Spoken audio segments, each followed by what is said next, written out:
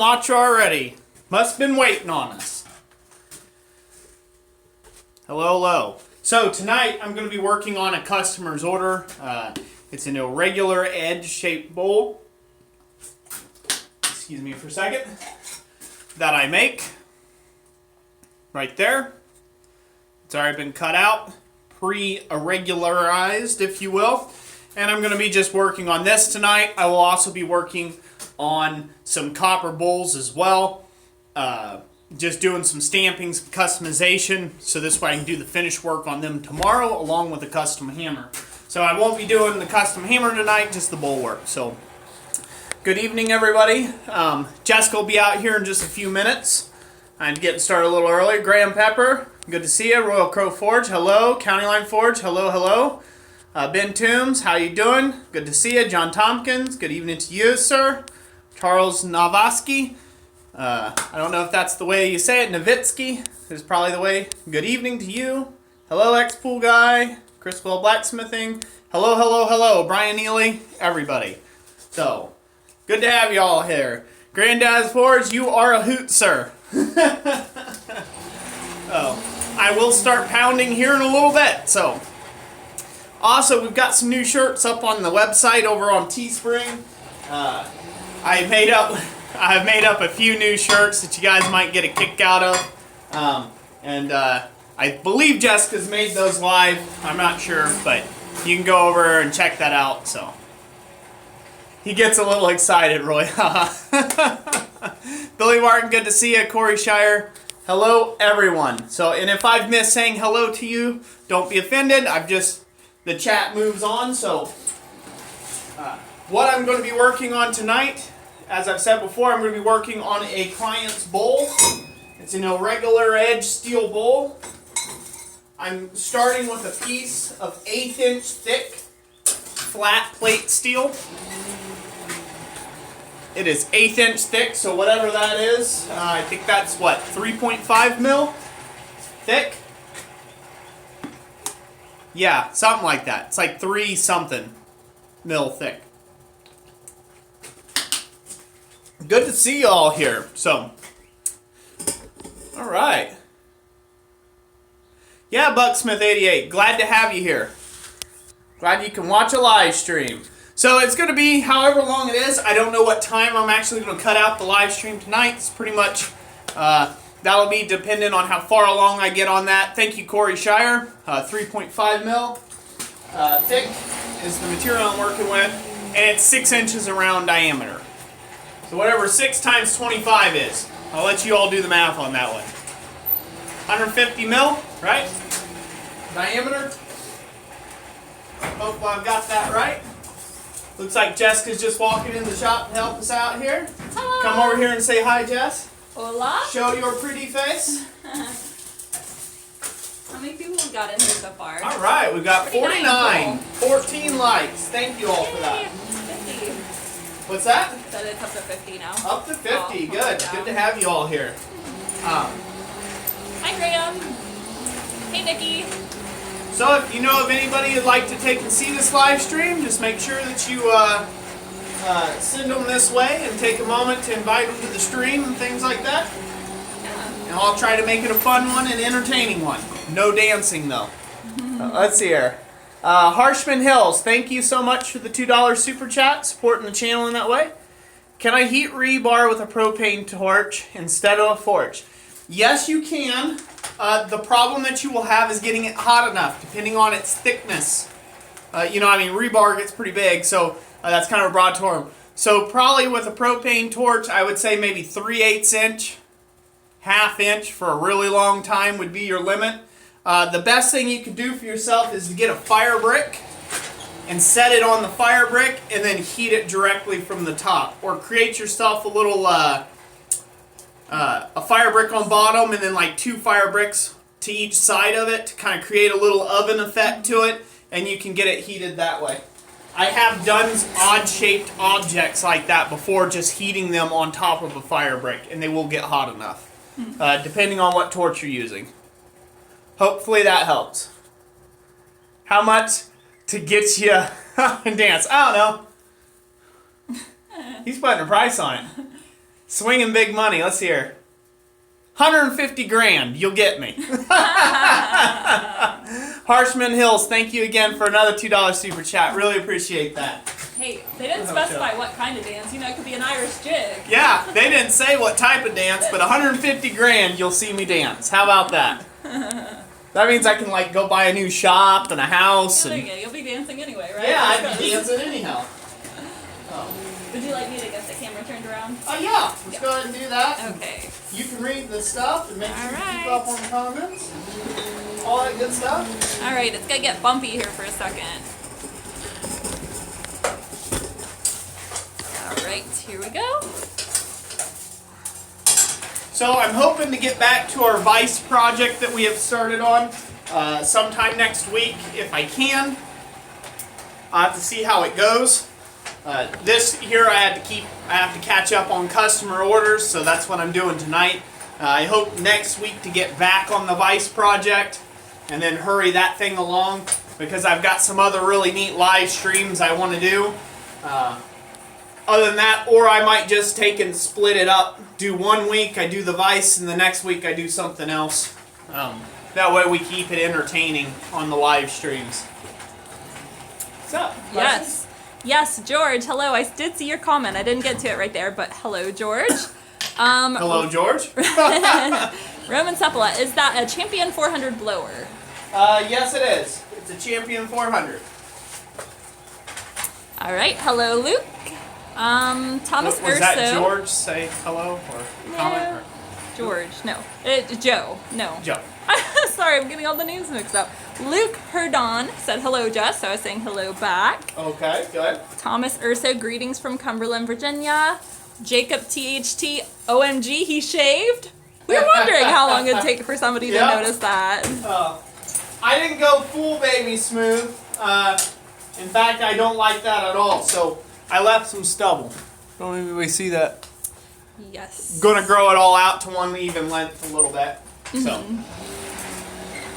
Graham, the link for the new shirts. Yes, we have a new store in the works, and I haven't memorized the link here. I meant to look it up right before I got in the live stream because I'm like, I'm gonna need that. I believe it is teespring.com/store/Christ Centered Ironworks, and that's where you can see everything. But again, I'm gonna have to verify that. I'll try to start putting it in the links of, or the description of our new outcoming videos. Yeah. So. All right, let's turn it over to the anvil. You don't have to Anvil. get super close or anything. There's no fine detail, so Okay. I'm just going to be doing some hammering here. Since I missed your intro, what are you working on first? I am working on a steel irregular edge bolt. Oh, okay. Gotcha. Yep. Oh, I did not bring my safety glasses. All right, we got some out here. Okay. Give me a second. Corey Shire, those blowers aren't made anymore, are there? Are they? Not to my knowledge, Corey. They are not made anymore. And is there anything similar to it? Not really. There's some that you can buy from India, and those are okay. Hold on a second. Let me hammer and I'll talk. All right, go ahead.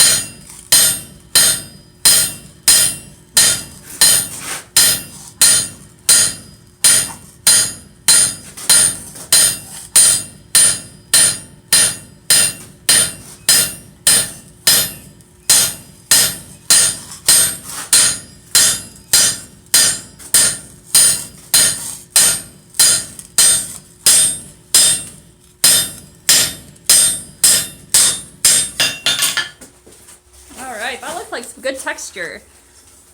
Our gross one. What time is it in our country? Here in Ohio, it is 7 p.m. on a Friday evening, and that's Eastern time. Eastern Standard Time. Let's All right. see. You back out of there. Okie dokie. Like I said, you didn't have to get super close with it. Okay. Pivot. Okay. John Lavender says, howdy to all. Hope you're all having a great day. Any updates on how the hammer auction is doing?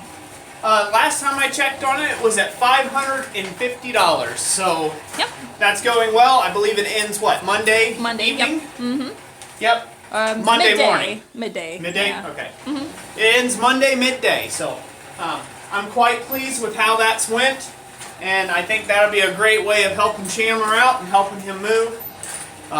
And for anybody who's interested in the logistics sides of it, the money end of it, we've got it set up where it goes pretty much. It's going to go straight Directly in to him. Yep. directly to Chandler, so we don't have to be the middleman on that. So when it ends, he gets all the money that way, and then we take care of the fees and Yep. the shipping, so to speak. So Pretty much streamlined it that way. yep.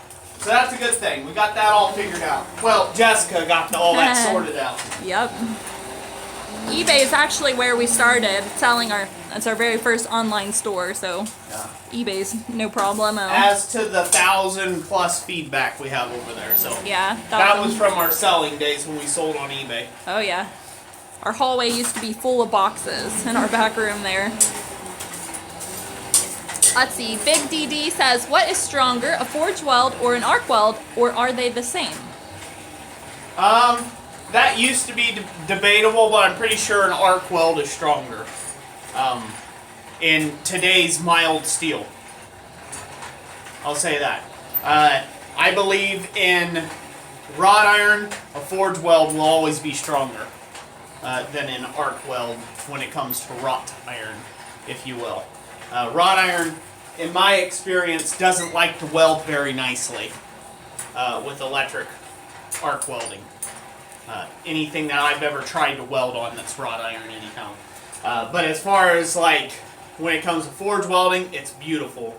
And I mean, the fibers just kind of mush right into one another and it becomes one solid piece again.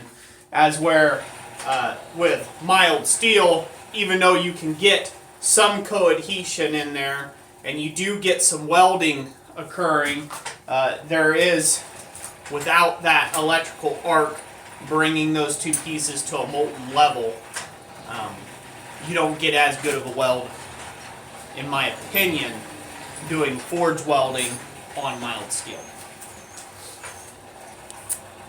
Let's see. George Mew, our eBay username is Good Cheer Gift.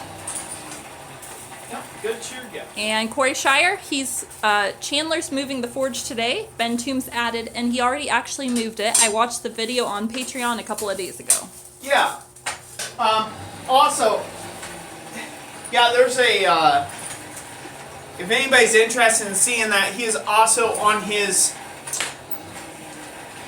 channel's playlist section. If you go into his playlist section, he has a playlist of his videos where he's moving. If anybody wants to keep up on his progress there, you can go to his playlist section and it says Old School Forge Moving or something like that. And then that's where he's putting all those videos that you can watch as well. That's where I found them. Let's see here. Donald Roberts. Hi, Roy and Jess. Just got home. Did I miss much? I know you're just catching us at the beginning here. Roy's working on a steel bowl, one of our customer jobs that he's trying to get further along on. The right fit. Trying to find the right tongs or right tong clip. The right fit. Sorry, I'll just hold it. Okay. Alright, we're going to the handle. Okay.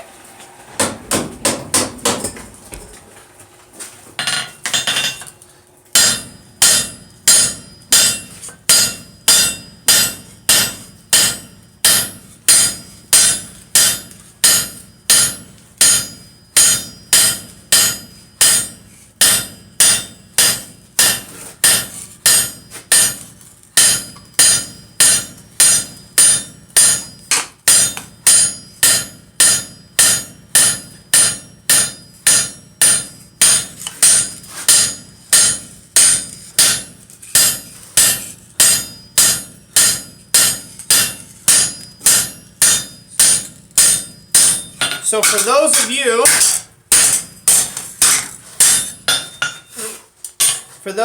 that are wondering, why the heck is it that I'm texturing this now when I'm just going to take and beat it into a swedge block and form it into a bowl? The reason why I'm doing this now is because in a swedge block, if you wait to try to texture it in the swedge block, what happens is as you work on it, scale breaks off the back side and gets trapped in the swedge block. And so if you try to do a lot of texture work in the swedge block to get it formed, that scale that's trapped embeds itself into the back end of your bowl. So you do all your texturing here at the anvil, okay? And then you use a rawhide mallet or a soft wooden mallet to beat it into the swedge block to get the form of the shape of the bowl, and you keep all and preserve all your texture that way. There's a question. Jacob THT says, how hot is the steel? It's hard to tell on here. Okay, so the steel, when I bring it out, is somewhere in the neighborhood of 1800 degrees. Or, in more layman's terms, or blacksmithing terms, if you will, it is a bright orange to dull yellow when I bring it out. On the camera, since we're running off of a cell phone, this is our LG V20 that I've done a lot of filming work with. The sensor on it picks it up, picks all those UV lights that come up off of the steel, picks all the UV off of that, and so it makes it look a lot hotter than what it is. And I'm sure it probably looks like bright white almost on the camera. Yeah. Until it cools down to where it's almost at a red heat, it'll look like a forging temperature on your end. If that makes sense. John Tompkins asked, Roy, will the material work hard, and if so, what are you doing to remedy it? This material will only work hard if you work it cold for a long time. Mild steel has a high ductility to it, or plate steel does, and so it can be cold work quite a bit before it ever breaks, if you will. Something it won't tolerate is being brought this way and bent back cold, just like a coat hanger effect. Coat hangers don't like that. Plates of steels or bars of steel don't like doing that, okay? They don't like severe bends. So the biggest thing that it's happening right here is I'm keeping it hot and I'm working it while it's hot. So all that grain structure is nice and loose, and it's never going to get, it's never going to work harden, so to speak. It doesn't have a chance to. Every time I put it back in the forge, it's essentially relaxing any of the stress I'm putting into it here at the anvil. Richard Schaefer says, does your chimney turn up outside the wall? I'm going to be building me a blacksmith shop, just gathering the equipment now. Yes, so this here, it turns 90 degrees, it goes out through the wall in an instant 90 degrees and straight up. When you build yours, make sure that your chimney vent sticks a good, I would suggest, at least 3 or 4 feet above the shop. This one here, it sticks about 18 inches. I was cheap. I didn't want to throw the extra stick on there and run it up extra high. So I didn't want to do that at that time. And so this thing suffers from getting back drafts and things. And the reason for that being is right where I'm at, I'm in a bit of a recess. So everything else is a little higher than me. So my shop's a little lower down, and so therefore it doesn't draft as well. If that makes sense. Alrighty, is our metal hot? Yep. Ready to go.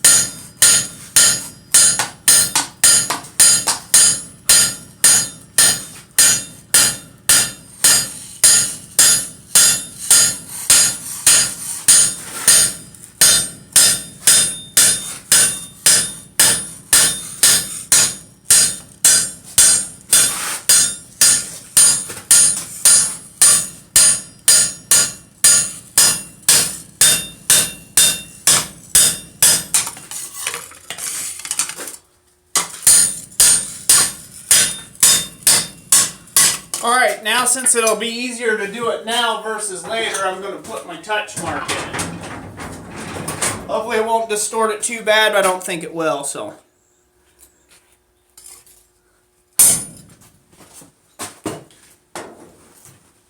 There we have it. So now I've got my texture into it. And so now this will end up getting thrown in the swedge block and formed in the swedge block. Ben Toombs said, "What part of the edge of the what part of the hammer are you using? The corner?" No, I mainly.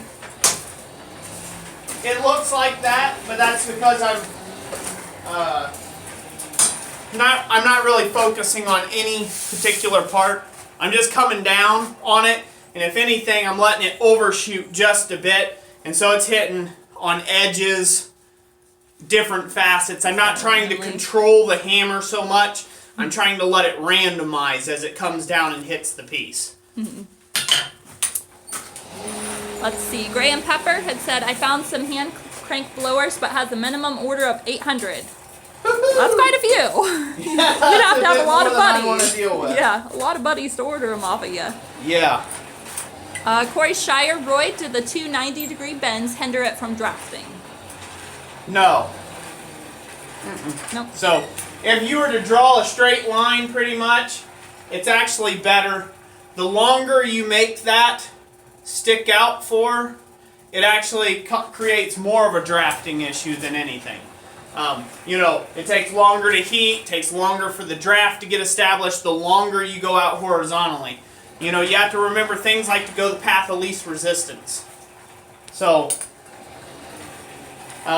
usually back when I did heating and air conditioning, a general rule of thumb, you really didn't want to go over about 8 feet horizontally. And when I say horizontally, that means with slope. That's with grade. Okay? And you didn't really, it changes codes. I won't get into all that, but you really didn't want that much flat in it. And you could end up having backfiring issues in furnaces and things like that. You went over 8 feet horizontally, and then try to terminate it out. Because you have to remember those flue gases only stay hot so long too. So the longer you go before they're up and out, they just kind of sit. And so they lose their, I don't know what you would call it, velocity, if you will, or their heat. They give up their energy, and so therefore they can't make it up out of the pipe when you got 30 feet to go climb to the top of the roof. Usually, general rule of thumb, as the least amount of 90s in length of pipe to exhaust the gases, flue gases of any kind. The least amount of pipe, the best, if you can. Less turns, too. What's up? Any questions? Good. Coffee's Forge, evening all. Roy and Jess, hope everyone is well. Good evening, Coffee's Forge. I am in your way. Yes. Do you want me to just scoot or? Yeah, just scoot it over. All right. Just roll over. Going for a ride. Hi, you go for a ride. Alright, that's good.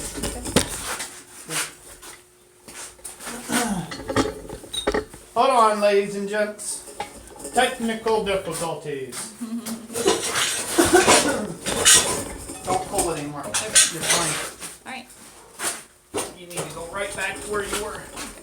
Okay? Just gonna move this right over here. See? Alrighty, perfect. So before you start on this whole bowl thing, you want to make sure that your swedge block's free and clear of any debris. And you want to check that over pretty heavily. So in my shop, I have a welder, and sometimes that welding sputter gets a little out of hand and it'll stick. Sometimes it'll stick inside your swedge block or something that you didn't notice. I've had a little BB stuck inside my swedge block that I never knew that was there, and went to hammering and hammered all over the place and beat little tiny dots all over in the piece. And it was a piece that I needed to go to a mirror finish with. I had to start over. It was so bad that I couldn't possibly grind away that much material. It had marred it that bad all over the place. So it was about half as deep as the material was. So I would have had to grind the material to nothing. And that was all because I didn't pay attention. It's the little things. Ian Lowe says, I have not seen many swedge blocks in the UK with a dishing bowl. Yeah, this one's a green Mengel. Yep. It was a new purchase new. Eric Wilson, what size anvil do you use and who is the manufacturer? I do not know the make of the anvil. I do know the make of the anvil is supposed to be a Pettinghaus anvil, I believe. And it is a German anvil, and it's 465 pounds. I affectionately have named it Olga. Yep, Olga. What's up? Ben Toombs, could you melt like beeswax as a coating on it to come and protect it, or would that mess up some of your metalwork on the swedge block? On the swedge block, you can melt some beeswax. It won't necessarily hurt or affect the metalwork. It'll smoke up whenever you set something in.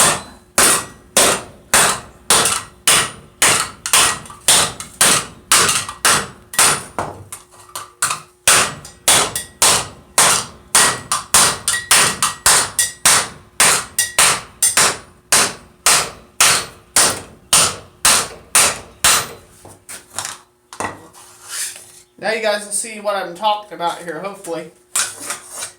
Oh, all the scale. Notice how I stopped short. You see the scale in the video? Yeah, we can see the scale down there. It looks like Okay. very powdery dust. Yep.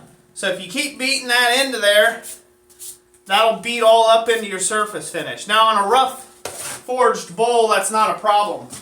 But you get that in something that you need to do finish work on or turn it into a polished item, it becomes a real big problem real quick. Corey Shire says, hit it like you hate it, Roy. LOL. Anthony Hart, he says, I'm from Ohio. Could you possibly make a knife for me? I don't make knives, Anthony Hart. I appreciate the offer. That's just one thing I don't do.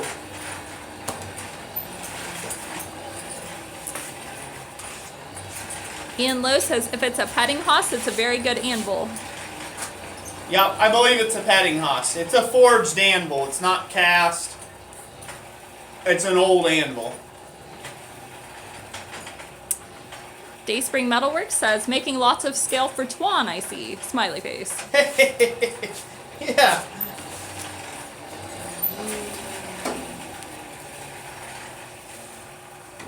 So everybody, I've got a little sneak peek. How many people we have? Let's hear how many people we have. 670 now. We have Just 70 now. people Yep. in the live stream. All right, how many likes we got?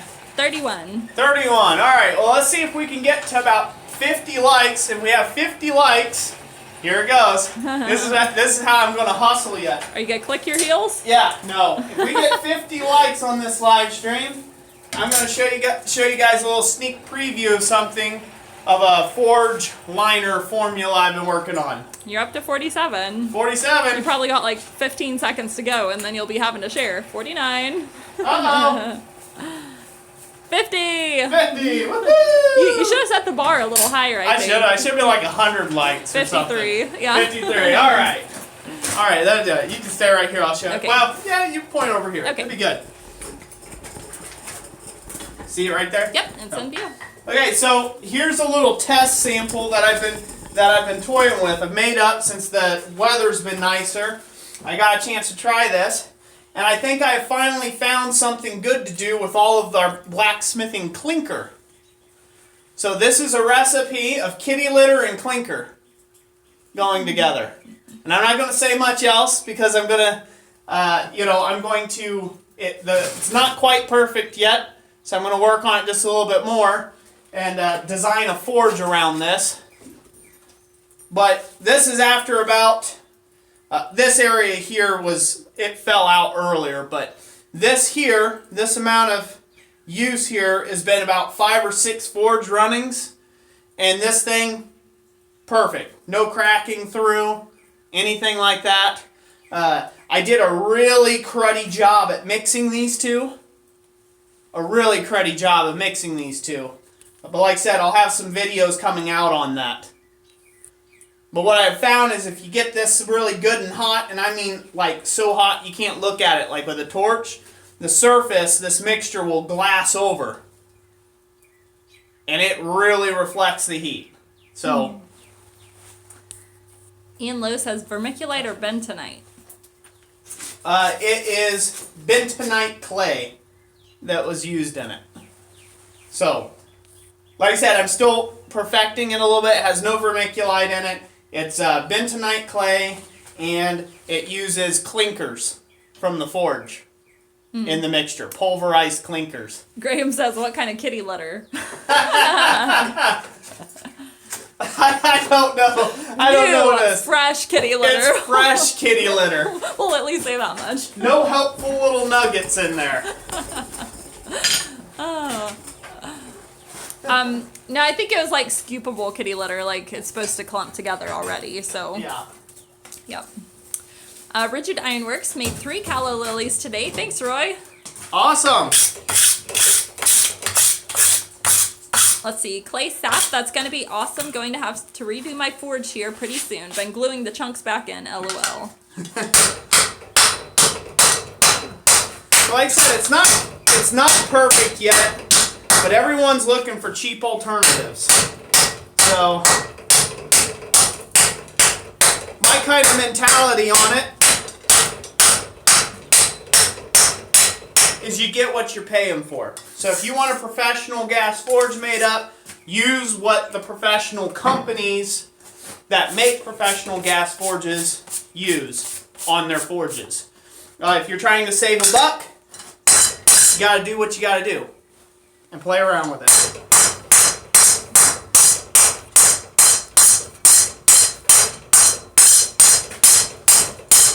Questions? Yes, let me see here. James Roberts, thank you for the $2 super chat. Thank you, James. We appreciate that. Thank you to everybody who has been using the super chat function in the past and present, including Graham. We really appreciate you. And Jason Ironwork. Iron Sunrise Forge says, what have I missed? And Joe Hammond said, Roy Dance. Not quite. 150, Close. 150 grand in my bank account, and you'll see me jig. It won't be pretty, but it will be all natural.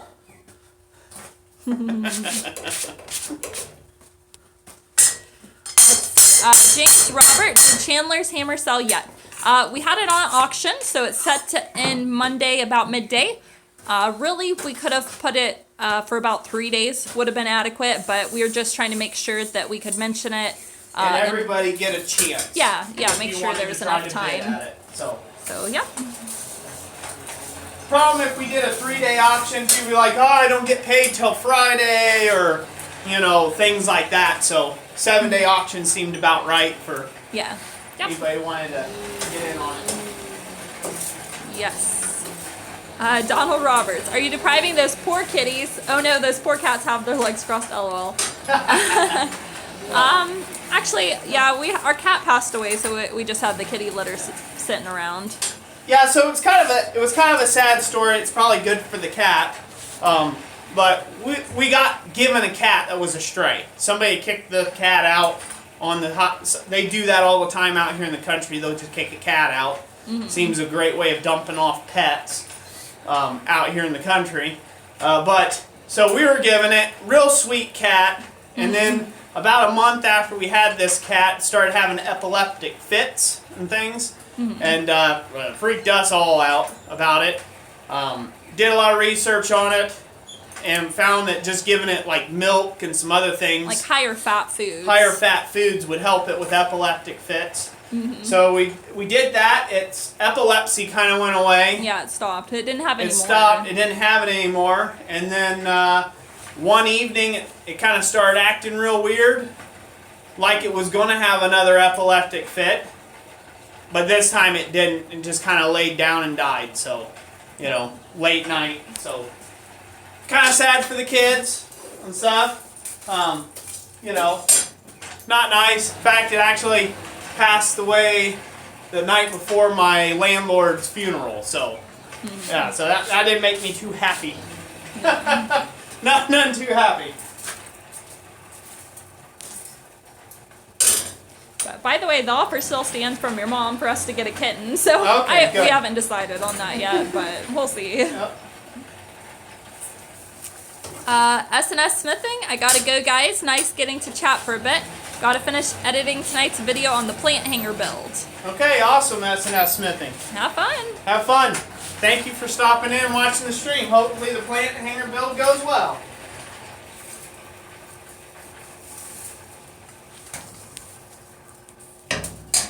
What else you got? All right. Not much at the moment. So anybody who's Okay. just stopping in, yeah, You're Roy's working on a on. customer order. Bowl. Yep. Yes, and a regular edge steel bowl. That's what we're currently working on. Jerry K, $2 super chat says towards the jig. Oh, it's the first $2. Thank you, Jerry K. Thank you. We're a mite shy yet. That's like we need to fill up one of those thermometers to hang on the wall. You know? That's what we need to do. That'd be Do a hilarious. thermometer. That'd be perfect. Once it's filled, Roy does a small jig. Thank you for that super chat, by the way. Yes, I don't Jerry. like your intention, but I thank you for the super chat. Let's see. Ricardo Pedoso says try to make an iron slingshot. An iron slingshot. Could be possible. Yeah, that wouldn't be too difficult. Now to get it to actually sling stuff the correct direction, that'd be another thing entirely. All right, so that's pretty much done. So I'll just let that sit off the side and cool. So, yep. That customer's project's pretty much Awesome. done. Yeah, let's see. There's what's up. there's a lot of forging work. Yeah, not forging work. There's a Finishing. lot of finish work that goes into these after this portion. So the edges will be polished. The center will be wire wheeled, and then blued, and then there will also be custom stamping in it for the customer's customization. But I won't get that done. I'll stamp it first, then wire wheel it, then blue it, and then polish the edges. And then the final bit is that it gets a bit of paint that'll coat it so it doesn't rust. Yep. Oh. All right. Battle Brew, howdy. First time watching a live demo. Love your content and the channel and your message. Awesome, Battle Brew. Good to have you part of the channel. I'm glad you could make it out to this live stream. Donald Roberts, do you make your wood hammer or do you buy it? I thought about making mine. I just made it. I made this out of a piece of like 4x4, and this was actually a piece of like oak type 4x4, and I just ground off the malleted face. And then I drilled 2 holes next to side one another and kind of worked it out, wobbled it out with the drill bit, kind of back and forth like that, and then drove an internal wedge in the handle to hold it in. And then finally, last but not least, just to secure it extra, there's a screw right here. That's good. I drove a screw right through it just to make sure there's no possibility of that thing coming off. All right. So what's our next project? Next project. 6-inch copper bowl that needs some stamping. Alrighty. Done on it. Is that gonna be at the vise? Don't know. I have to see if it's visible or non-visible. Okay. We're talking Dutch right now to everybody who's watching. Okay. Alrighty, yeah. Sometimes we do the stamping on the inside or the visible side of the bowl, and sometimes it's on the back or the non-visible side. So if it's the standard order, I believe it'll be on the back side. Herb Page says, how about a Thor hammer for beginner? I don't think we have any Thor hammers on our list currently. Roy did some miniature ones a few months back. Non-visible. Yep, we'll be at the mic. Okay. Ben Toombs, I cheated. I had the carpenter at work build me one, LOL. A wooden mallet. Oh yeah? Well, that works out.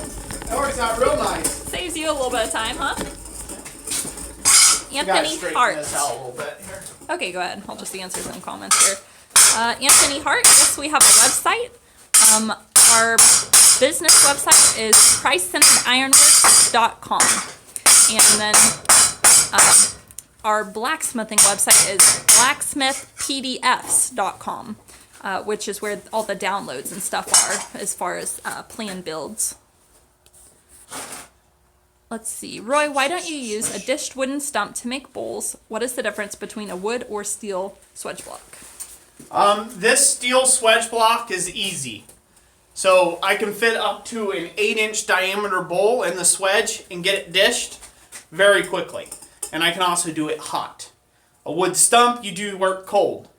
So Which is good for copper. I have done and just finished an 18-inch in diameter copper basin that was all made in that wooden stump that's sitting over here on my swedge block. Over here. This is my wooden stump. Hard to believe. You see that? Yep, it's in the shot. So there's a little dish on the back side here, and I've made a video tutorial on doing these, and I've talked about metal swedge blocks in the past. You can look in the playlist section for swedge blocks, but I've talked about the advantages and disadvantages of both. This one, I have had this piece. This was an old chunk of railroad tie, pre-railroad. So it was actually an in-cut at the sawmill, is what it was, that a buddy got for me and acquired. And I just made a little dishing stump out of here. But I forged all my bowls that are larger than what fits in here on here. That makes sense. But anything that's small that'll fit in this, I go right to this because you can beat it perfectly to form in here versus having to shape it a lot by hand out here. I gotta go grab a sledgehammer real quick.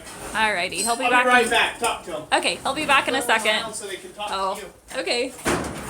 Yeah, I guess that way you guys don't have to just stare at the wall here. 1 second.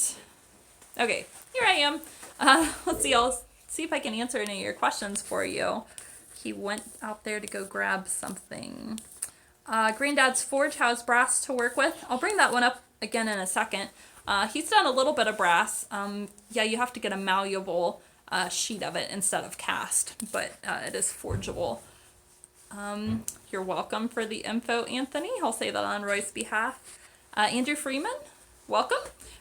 Today Roy's doing an assortment of projects. He has just finished in a regular steel bowl, and next he's going to be doing some stamping on a copper bowl. Today's live stream is just kind of a catch-up day for him. He's got quite a bit of orders that I'll have to go out within a short time period, so he's just trying to make some progress on that. Ian, yes, my name's Jessica. I'm Roy's wife. We've been married for 10 and a half years. Did you forget? No. I remember how long we've been married. Yeah. So that's about me, and Roy's back getting his swedge block set up. So, I mentioned briefly, Granddad's Forge had asked how is brass to work with, and so I was going to bring that up for you again. Brass is a little trickier to work with. It takes lower heat than what I would say copper takes. So, you definitely want to work at a much cooler temperature. You heat brass and you anneal it, so to speak, and then you work it cold. Kind of like you can do with copper. It's the same way. It eventually work hardens. You just can't take any old brass and start hammering on it because there's worlds different between grades of brass. I mean, there is a ton, almost as much as there is steel. Different grades of steel, there's different grades of brass that you can get. Different mixtures and formulas, and it's not all what you think it is. And so therefore, it has a very short temperature band that you can work with it. And like I said, the type of brass matters. So if it's a malleable brass, it'll be something that's made into like sheets. You'll see like sheets of brass. Those are malleable brass. Sometimes bars, if they're a rolled bar, it is a malleable brass. But then there's stuff, what they call like a shear stock or something like that, and it's a machinable brass. It'll almost look too square, too perfect, right? You can tell the difference between almost like cold rolled and hot rolled. The stuff that's got real crisp corners to it, that's a machinable brass, and that you cannot work at all. It's hot short, so the second you heat it, it crumbles. You work it while it's cold, it cracks and fractures. So it's meant to be machined and Great. not forged out. Graham says it would really depend on the tin content, wouldn't it? Yes. A lot of it would depend on that. Now, I'm not an expert in metallurgy, so I'm probably like the least qualified whatsoever to tell you the different alloying and things. And I really haven't done a lot of work with brass. The stuff that I've tried getting brass bars from the scrapyard. I know the stuff that has broken corners or that's kind of smoothed off, that's been rolled, is malleable brass, and you can forge on it some. Once again, it is hot short, so you can't get it very hot. If you get it hot, we're talking like a dull red in temperatures, as high as it goes. Otherwise, it crumbles on you, okay? And then other brass, you just get it hot and it just crumbles before you even see color. And that's machinable brass. So that's the only differences I know as far as their alloys and makeups. I'm not all up on that. Hopefully that helps somebody. My yammering along here. Trying to remember what I'm doing. Alrighty, gotta find your stamps there. Yep. Let's see. Crazy Paint 1969. Thank you both for such a wonderful schooling in the art of blacksmithing and the business side of things. I've learned so much watching your shows. Keep up the great work. You're very welcome. Thank you you're for being a welcome. part of the channel. Let's see. Ian Lowe says naval brass is fun to work. Yep. Uh, Naval brass, I think I've heard that's talked about by a guy by the name of Michael Bendelay before. He did a presentation on doing bronze and different forgings and different alloys one time at SOFA. And I believe naval brass is what they use for like shell casings and things like that. And that's why they call it naval brass. I may be 100% wrong on that. You can correct me in the comment section if you will. If I'm 1,000% wrong, I'll take the hit. yeah.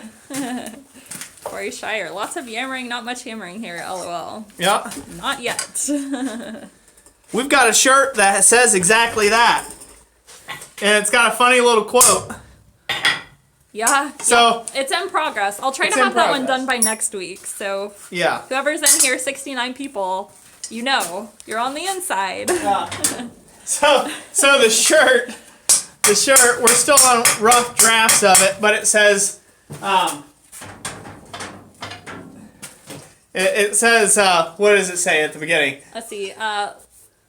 Less yammering, more hammering, and then it goes down below. It says, "Yes, this is a Alex Steele knockoff quote," and then it goes ... in smaller print. It says, "Sorry, Alec," at the bottom. Hopefully, he won't be too mad and like sue me or something for plagiarizing his saying. Yeah, it's not identical at all. So Nope. I'm pretty sure we're good there. We'll see. Ian Lowe, they call it naval brass because it's alloyed to stand up better to corrosion in marine applications. Okay, see? I was completely wrong. Or, well, I might be partially wrong. You kind of need I'll have a problem getting light. I'm going to be right in the light. Can you see okay? Oh, you're good. Actually, Can you see fine? that Okay. takes the glare I just off need of it. that moved Okay. so this way I don't smack it. Okay. That's all, baby. Thank you. Don't want to smack the camera. Is this far enough away? Yep, good enough. Okay. Let's see. Ben Toombs, do you know if those long grounding rods are brass or copper? Long grounding rods, well, they can be actually a couple different things. They can actually have a tungsten core in them, I've found. So some of them are not forgeable at all.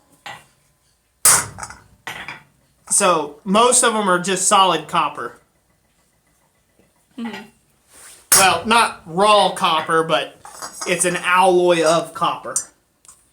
Not brass, usually. Let's see. Rigid Ironworks, do you clear coat any of your brass or copper items? Yep, all of them. That's the only way to keep them staying looking like they did the day you made them. Otherwise, they will tarnish. Yeah, they need to be polished, which I mean isn't a bad thing if you want to age look on your pieces. Then Also, that's a good point. If somebody is making copper work or things of that nature, it's kind of like the auto mechanic leaving a screw loose on your car.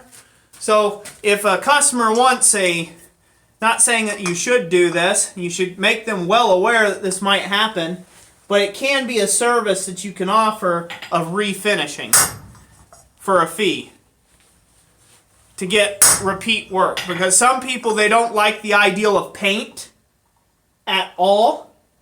And I've had a few people like that. And then they call us 5-6 years later and wanting to know how they can fix the corrosion and stuff that's happened to their bowl or things like that and bring back the colors. And then that's usually when we tell them, well, there's not much you can do to bring back the colors, like if it was rainbow or oxidized a certain way. But the best thing you can do is you can clean it with like vinegar or something of that, a mild acidic, and that usually cleans it up. No scouring pads, things like that. But if you're an enterprising individual and you care to do repeat work like that, you could offer a refinishing service at your company to refinish. Oh yes, things like that. There's a bunch. I've seen that a lot in like copperware and stuff, where they tin coat stuff, because that tin lining will wear off eventually, especially if it's overheated. And they do a lot of that. And they'll not only sell the products, but then they offer the refinishing services on that as well. So. AZ South 1. I know almost nothing about blacksmithing. I'm learning a lot from your videos. Thank you for the demo. Hey, you're very welcome. Yes, thanks for joining us. Yeah, thank you for joining us and being part of the channel. So on Wednesday we had a bit of excitement, Jessica and I. Mm-hmm. So there's a very popular YouTuber by the name of Evan Carmichael. He runs a YouTube channel, and he stopped by. I want to say he has like 1.2 million subscribers. Mm-hmm. And he just stopped by the live stream because I'm a subscriber of his, just to say hey and show me some support. So that was really neat. Yeah, that was Get really that cool. by, but yeah. Yeah, unfortunately I wasn't in here. Roy just popped on and did that live stream by himself, and then he came in and told me afterwards, and he was like, it's really cool. He stopped by. So at first I didn't know if it was him, but then I was like, well, I mean, it's got his icon and all that other business. And then later on, he contacted me. I contacted him on Instagram to say thank you for stopping by the live stream. And he sent me a short little video chat thing to say you're welcome. Keep believing in your one word thing. So that was pretty awesome. Yeah. So for any of you who are interested in the business side of blacksmithing, he has not necessarily a lot of motivational stuff. He does motivational stuff. I like listening to him, like when I'm fixing lunch. That's like my time before I do business, and it really is. It helps you like get in the mode to get work done. Yep. Big shout out to Evan Carmichael. Yes. Yeah. Rigid Ironworks. Let's assume you blacken one of your lilies. Do you still clear coat? Oil blackened. I'm going to ask a question with a question. Okay. Yeah, you'll have to let us know. know. Is it oil blackened? Mm-hmm. Okay, just a minute. Let Okay. you know when he says so.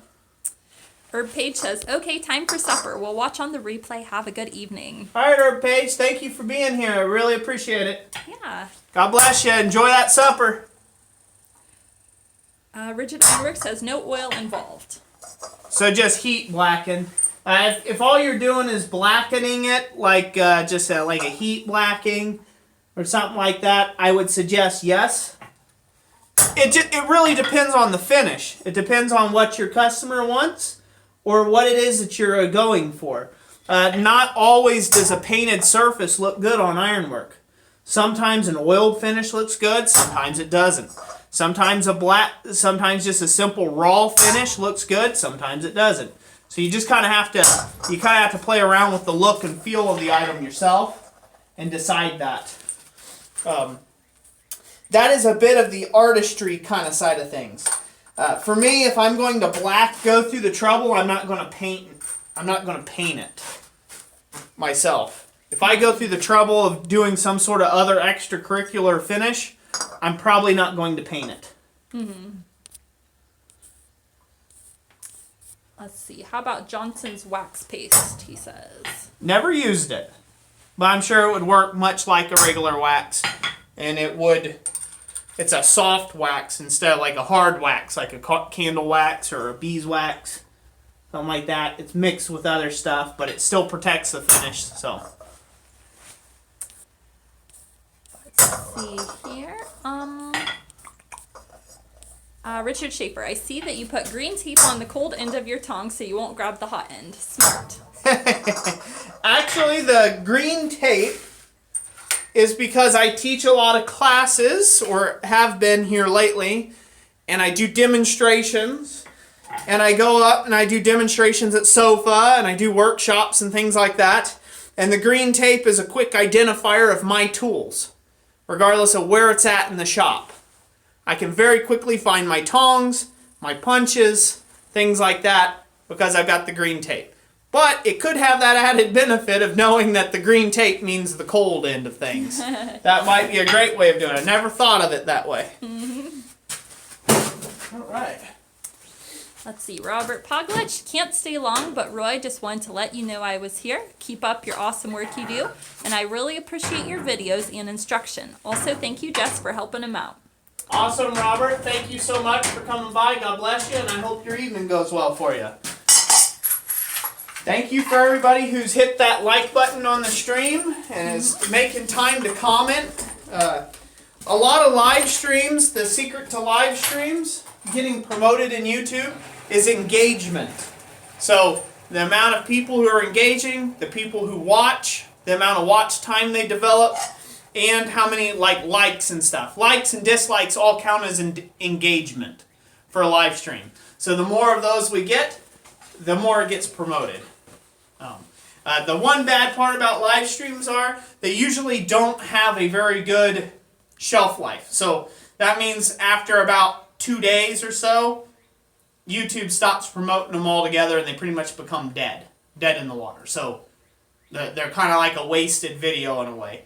So live streams are really here for you guys and gals out there to just hang out. I enjoy just talking to you and hanging out with you and answering questions, actually getting a chance to answer your questions where I've been busy all week, but I actually get to take a moment and interact with people. And it's like a big blacksmithing club on Friday. Every Friday. Every Friday. That's what I like. I like the community. Oh. Corey Shire, green tape works until somebody else comes in with green tape tools too. I don't think I've ever seen anybody else actually use tape at all on their tools, so it works out, I guess. But yeah, if somebody did do it, then it could be confusing. I just tell them to leave the class. Get out of here. Or pull out my pink zebra colored tape and put that on their handles instead. You can get all kinds of colors with the duct tape. So, I mean, yeah, you could get polka dotted if you wanted. Cog Pastor C, thanks for your videos. They are informative and helps a lot. Awesome. I'm glad you're enjoying them. Thank you. Oh. How's the chat going? A bunch of side chatting? People talking to each other? Or? We got a few comments here. Brent Legg, I enjoy live streams on Fridays. Awesome. Glad you enjoy it. Donald Roberts, you can take broken pieces of copper and brass and put in a cast iron bowl and melt and put it into a mold. Yeah, casting. Yep. You can cast brass pretty good. There are some special procedures to that. But from what I hear, a great channel to go check out for that he's mainly an amateur caster and he's working on is Paul's Garage. You definitely want to go check him out. And he does, I think he just did a video today on aluminum bronze casting. And so he's still learning through the process, learning how to do the alloying and things like that. But he's pretty informative even though he's still learning. And a real funny guy. I really enjoy his sense of humor. So definitely go check out Paul's Garage on that. I enjoy it. I mean, I don't want to undertake casting. I mean, I've cast silver, I've cast zinc, I've cast brass. just enough to know that I don't like casting that much. It's kind of cool at first, but then it becomes a headache, like when everything doesn't work out. Mm-hmm. And your deadline's like 3 days out, and your casting that you worked on for 3 days didn't work out. So Graham says, I watch live streams on 2 times fast to get the info quick. LOL. That's funny. Well, thank you for the shortcut there, Graham. Yeah. Let's see. Mark S. adding another color pen stripe would make it more unique. Dayspring Metalworks has said pink paint works well for marking tools. Nobody will walk away with pink tools. Yeah? No, I suppose they wouldn't, would they? Techronmatic. Hi, Roy and Jess. Slept in this morning. Hope I didn't miss much. Thanks for commenting on my filing vid. Hey, you're welcome, Techron. That was a really good vid. I really appreciated that. You know, as soon as I watched it, for those who don't know, Techronmatic, he has a filing video. He also has a great little YouTube channel started there. You might want to go check him out as well. He's got a nice little great approach to things. But he was doing talked about doing a filing a radius. The technique of filing a radius on something. And I thought completely different of what he was saying. But as soon as I saw what he was doing, it popped in my memory bank that I had seen Tom Latney do that same thing. And we had a conversation. It just, out of nowhere, it come flooding back to me what he was talking about. I'm like, yes, I have seen that before. Why don't I do that? That was... So thank you, Techron, for that. Thank you for putting yourself out there. I want to talk just a little bit more on that. You know, this is the great thing about YouTube, in my opinion, and my general outlook on learning and teaching, okay? You may meet a guy that has less experience than you. Not saying Tektron has less experience than me, okay? But you may meet somebody that has less experience than you, but if they just put themselves out there, okay, they can teach you something. Like, you may learn something completely new because they had nothing to lose by trying. You know, maybe you never would have thought of trying it like that, and hey, it worked out. You know? And then the same thing, if you can find a mastersmith that's willing to share his knowledge with you, and you can take up some understudy and some courses under the guy, you know, and you pay attention to them small little simple things, and you don't learn the project, you learn the process. It is amazing what you can learn when you keep your own biases and your preconceived ideals about a person as a whole in your back pocket somewhere. You know, leave them at home when you do that. And that's my biggest advice if you ever go take a blacksmithing class anywhere from anyone. Leave your biases and preconceived ideals at home. And go there and really come in with hat in hand saying, I just want to know what this guy knows. And he may prove where he doesn't know a whole lot more than you. Or maybe he knows not as much as you do about a particular subject.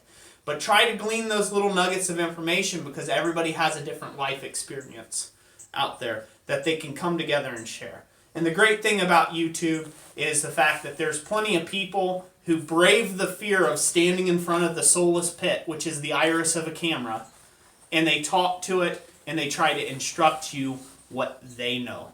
Whether it's right, wrong, indifferent, uneducated, educated, doesn't matter. It's a great place to learn. So, anyways, I'll stop sodding on about that. All right. Granddad's Forge says, this weekend I'm attending my first blacksmith gathering, ready to absorb knowledge. Awesome. Definitely do that. Sponge mode. Go definite sponge mode times 10. Brent Legg, begin every day expecting to learn something new. Yep. That's a great attitude. So I'm taking a class with, can I remember his name this time? Oh, you just made me go mind blank that you said that too. Okay, give me a second. It's going to come to me. I know it is. I'm drawing a blank. Drawing a blank. Douglas Pryor. Douglas Pryor, that's right. So I'll be taking a class with Douglas Pryor this year. I'm super excited about that. If no one's seen his work, you're living under a rock.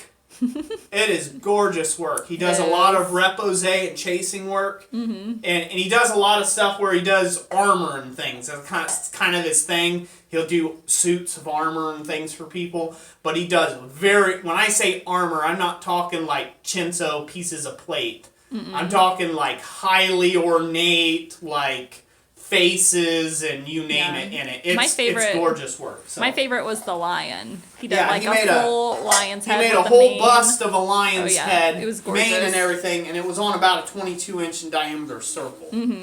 Gorgeous work. So I'm super stoked. And Lord and behold, my mentor and friend and the guy I talk so much about, so highly about, Tom Latney, he's going to be in class right along with me, taking a class from Douglas Pryor. So I'm like super stoked about that.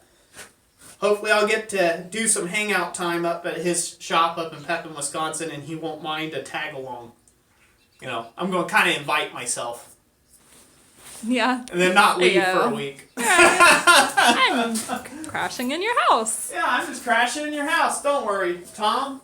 Let's see. It'll all be all right. For the people who's asking again for his name is Douglas Pryor. Douglas Pryor. Yes, the last name is Pryor. Yep. Yep. He does have an Instagram account for anybody who's on Instagram. Yeah. I'm not sure about Facebook. At Douglas Pryor. Yes. On Instagram. Go check him out for sure.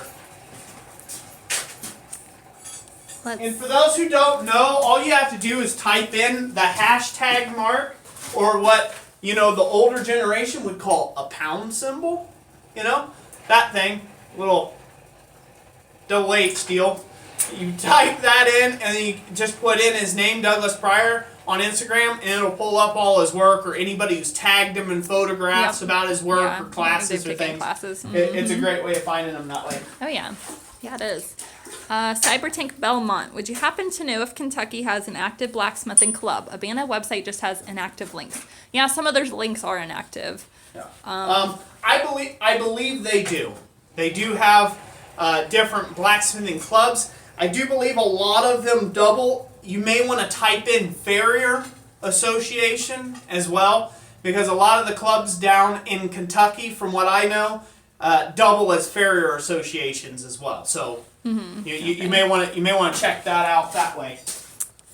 Corey Shire, the Yik-Tac-Toe symbol, Tic-Tac-Toe, or I don't know. Yeah, Tic-Tac-Toe, that's what it is. The Tic-Tac-Toe. Yes. That's great. The Tic-Tac-Toe. Jerry K., your guys' laugh is infectious. Not enough laughing in the world. Keep it up. Will do. You're exactly right, sir. There's not enough laughing in the world.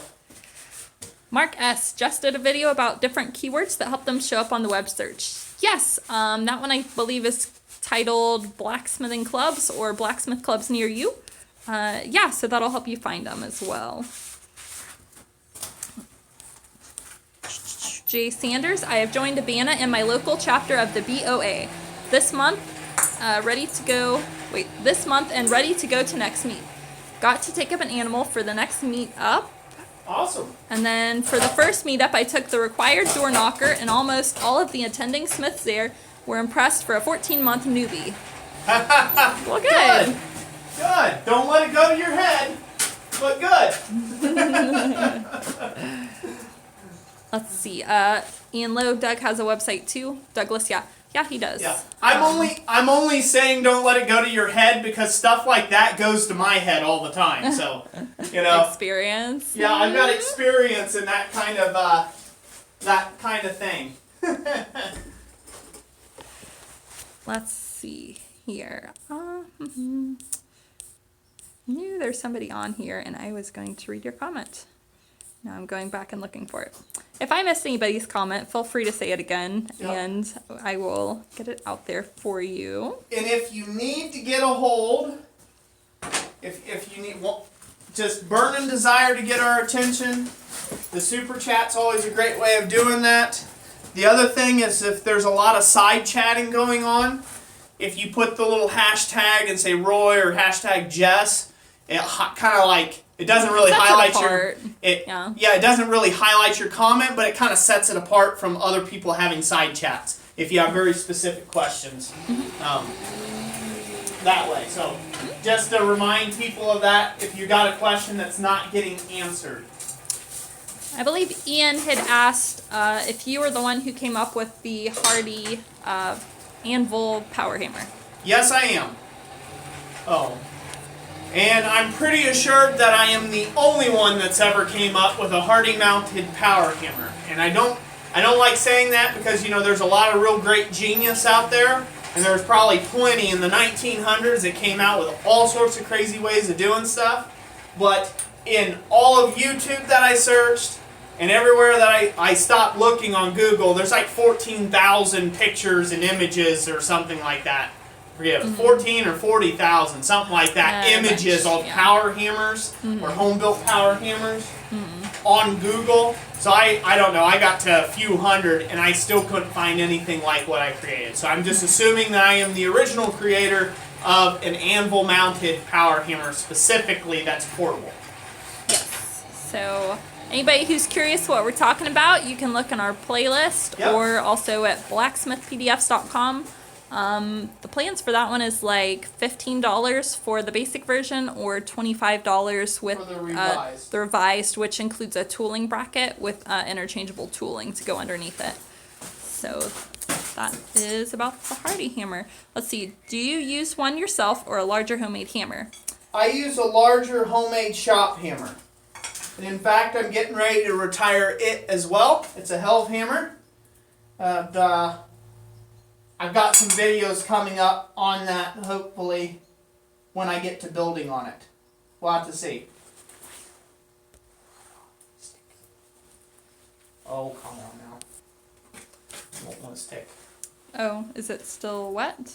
No, it's not wet anymore. Do I need to go get you a piece of tape? Would a little bit of heat probably melt it, huh? Oh, it's got too much junk on the back. Do you want me to go inside and make you a new one? Too much junk. I don't know, how long would it take you to make a new one? Probably about 8 minutes. Now, do it. Okay.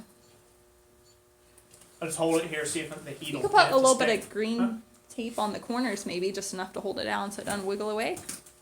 But then again, it might be better not to risk ruining it. Yeah.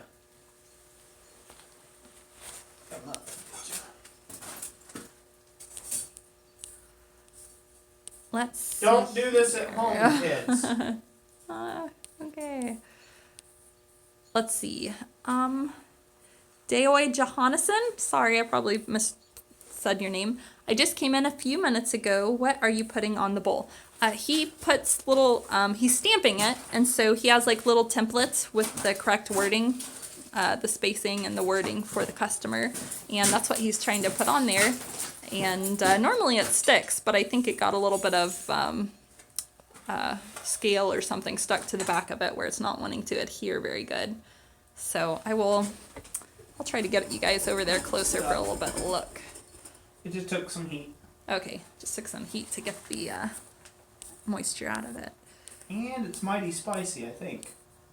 It's got steam rolling off it, so. Let's see, Donald Roberts. I would show up at blacksmith clubs, but I don't get around easily. My mobility is limited, and I wouldn't be able to reach much of their tools. Well, it's good you're here then. I mean, this is about the same, just a club meeting, you know, a live demonstration, and sometimes they have like iron in the hat, things like that, where they raffle off tools or whatever. One thing I'd like to encourage you with on that too as well. You know, sometimes it just takes a person, you know, if you are mobility challenged in that way, and I don't know what your particular need is, but a lot of times if you go to a place like that, you find a club, an organization to be involved with, they might be able to make certain adjustments so you can be part of the club as well, and be able to do things there with their tooling. You know, sometimes people don't take too much notice and stuff of that, of people that maybe have some disabilities, but you know, I would encourage you to at least try maybe and go visit some clubs. Just if you even get to sit around and talk and have good conversation with other smiths, It can be a really great thing, I think. Just to have that interaction. You got a pen there, hun? Yes, I do. All right, Any thanks very much. questions? Yes, there is. I got a couple here to read. I was just going to read. I had seen Lynn's wife had said, Jess, it sounds like your cat died of FIP. Do not get another cat for some time. The virus stays around for a while. You will need to kill it with a solution of Javex. Thank you. I'll look into that and see. What is it called? It was a virus called FIP. So I'll have to look up that. And then she said there's like a solution of Javex. That's what it has to be. Okay, well thank you for that information, by the way. So yes, okay. Let me read another comment. That's here. good. That way we don't lose another cat to something stupid like that. I felt sorry for the thing. You know, it started having them seizures and stuff, and we were just given to it. Probably that's why it was a stray. Mm-hmm. Somebody, I hate that, but we won't get into Roy's ranting on that. Mm-hmm. Corey Shire, on the subject of shop layout, is it better to put your forge near the... Hang on, your comment got... Put it closer to place the forge near the big double doors or in the middle of the shop? In my shop layout, I put it in the center of the shop. It seemed to be the most ergonomical place for it versus it being on the end of the building. At first I was trying to put it on the end of the building, but then I didn't like how that kind of tied me into a corner of the building. I wanted room, which I then filled up with tools and equipment, but I wanted room to be able to slide large lengths of bar stock either way through here. Not just thinking maybe I would need to at some point in time. And so therefore I chose the center of the shop. Plus I got a little OCD complex too sometimes, where I just like things being symmetrical. I know you can't tell in this shop right now, it drives me bonkers. But that's where I chose it. If I had my choice in my own shop, as far as shop layout, if it was larger than this, I would actually have my forge personally set dead center of the shop, and instead of having a side, a side draft forge here where it pulls the draft this way, right? Side exhaust forge.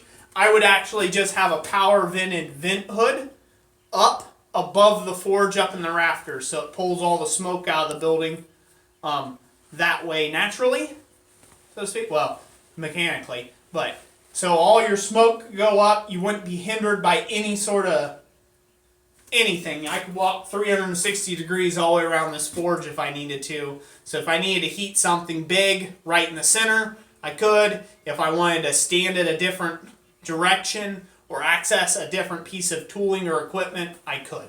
So I'd put the forge as the heart or in the center of the shop, and then I'd put all the other tooling and equipment around it, is what I would do. And then I would also locate my gas forge somewhere close to that coal forge as well in the center. So say if I had my gas forge and coal forge, it would be like 1 and 2 in the building, pretty much centralized in the shop with plenty of space between them. And then all your power hammers or tooling or grinders or welders or anything around the outskirts of that.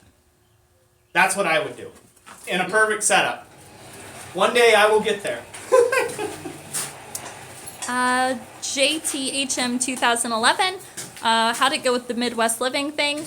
Yeah, they were supposed to send us a magazine, and they haven't. And we tried looking at multiple stores in our area, and they didn't have it. And the library does actually carry it, but then the copy that our article was in was checked out. It was already checked out. We're waiting on it. It's in process. It's hopefully in the mail. Yeah. Somebody did tag us on Instagram, though. They had, with the picture from it. Yeah. So it had been a whole bunch of copper work from various smiths. Let's see. Mark S., don't burn your finger. Use the metal finger. Keep the real ones. But see, it can't tell me when my finger would smoke on this, though. It's too hot. It's too cold. I think it. Yeah, it's cold enough. It's okay. Let's see. Oh, you're ready to stamp? Ready to stamp. Okay. What else we got for comments? Yes, Lynn's wife says I belong to a TNR group. Don't get me going on people throwing out their cats. Yeah, sadly it happens quite a bit. Rigid Ironworks. It's great therapy. I was paralyzed in 2011 from mid-chest down from a rare disease. Blacksmithing and channels like yours, Roy, encouraged me to continue doing what I love, which is working with my hands. Praise God for that. So, I look forward to, I've got some designs kicking around in my head that I've had for a while. I need to pull more of the trigger on it. It's something I hope to get more time to do this year. This year I'm focusing more, instead of production side of things I've been doing in my business, I'm actually starting to focus more on the teaching side of the business. And with that, I'm hoping that will open up the doors of opportunity that I can spend more time designing tooling. And one of my hearts for designing tooling, since I do have a lot of people that have handicaps, I have veterans that watch the channel that all have some disabilities here and there, is designing tooling around that. Because, let's face it, I mean, we live in a world that's meant for people with legs, or good working everything. And so if you fall outside that, sometimes there's, like in crafts like this, there's not a whole lot of options out there for you. So that's one of the things that I hope to start working on. What's up? Yes. I saw a funny face. Yes. Okay, I'll tell you a second. I had Rigid Ironworks has said I regained the use of my legs after much physical therapy, and I'm very grateful. So yeah, that's good. Good. Yeah, good to hear really that good. Rigid Ironworks. Praise God for you. Donald Roberts, he said bone separation in both knees due to a bicycle accident in 1988. Drug out of a drainage ditch with a 10-speed wrapped around me. Ooh. Wow, that sounds really, really rough. That is rough. Let's see, John Palange. Hey, haven't seen you guys live in a bit. Been working Fridays. Great to see you. Good to see you too, John. Yeah, good to see you. All right, we're going to go over here and we're going to be stamping. Okay. You can keep reading comments as they come in, and I'm going to have to do a little bit of engraving on this bowl. Engraving? Because the heart's not big enough Oh, okay. for the bee, since they want the heart and the bee. But Okay. anyways.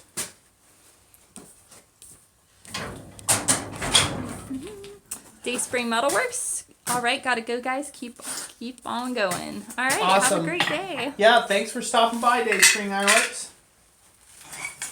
Let's see, Corey Shire. As I live in the desert, I think I'd want the forge closer to the barn door so the shop doesn't get too hot in summer. That'd probably be good, so that either that or a really good draft. Either that or consider an open air workshop. Yeah. Would be better. With maybe screens to keep the critters out.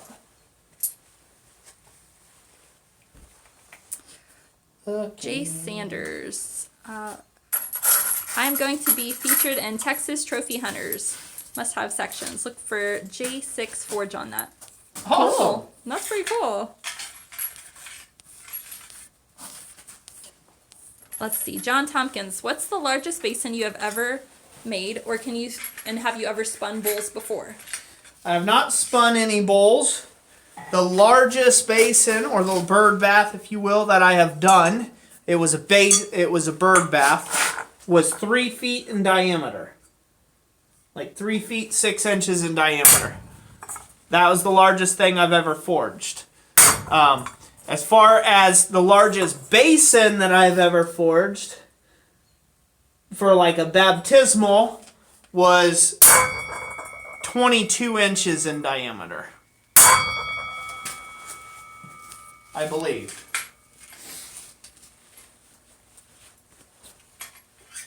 What else? Let's see. Spencer Coots. Roy, the Tanto I started to make 45 minutes ago did not quite work out. Any tips? The Tonto. Isn't that a type of blade? Is it a Tonto what? It just says the Tonto I just started. You'll What? have to... What did not work out on it? I'm not a blade guy, but there's plenty of blade people that get in the comment section from time to time that may be able to help you out. while we're waiting on that, Crimson Fire, I found your video for the forced air propane torch. I really appreciate the full breakdown of how and why a proper torch works. Got a full working torch built last night. You have to say all that okay. over again. I'm sorry, I didn't hear you, honey. I was focused. Oh, I'm sorry. I don't want to. No, it's all right. Talk. Okay. Found your video for the forced air propane torch. I really appreciate the full breakdown of how and why a proper torch works. I built a full working torch last night. Awesome. Glad that helped you out. That's what those videos are for. Andrew Freeman, sorry to hear your battery's dying. Catch you on the replay. That happens a lot, Andrew. They have this little thing. What is it? Is it called a black web? They have a little battery charger pack that you can get if you're not near anywhere where you can charge your phone, and you just carry it around with you. Then again, he might just be tired of listening to the stream. It's a great way of getting out of it. It's been an hour and 25 of Roy. An hour and 25 minutes of Roy. I think I need to leave and do something else productive with my life. No harm done. Let's see. Ezekiel Bacon. Hello, I love your videos. They help a lot with the business aspect of a blacksmithing business. Good. We're glad that you gotten some good information from those. If they've helped you out. Rock Mike. That is my concern. Trying to forge in the summer gets 100 plus here. Yep. It's not uncommon for it to get over 100 degrees here in Ohio as well. So, in my shop in the summer months when I'm doing quite a bit of my copper work, the hottest I've had it in here is about 130 degrees. So, it gets hot. Yep. Swing both doors open and blow big fans, man. That's the best way you can do it. Mm-hmm. Yeah, you got a high volume blower. Yep. Graham Pepper, I stay inside when it gets hot. Isn't that like this time of year for you, Graham? Like, you're right. It's like 95 outside right now and you're in here watching the live stream. Don't tell us. Don't tell us. We'll be like, oh, it sounds like a nice day to visit the beach. He'll be like, Australia. It's a balmy 104 today. Let's see. Spencer Coots had said about his Tonto, it broke mid-hit. How do I get that not to happen? Mid-hit. Mid-hit. So if you were working on it and you were forging it hot, okay? If it was hot when you were forging on it, you may have overheated the material or left it to the point where it oxygenated too much. That is a potential.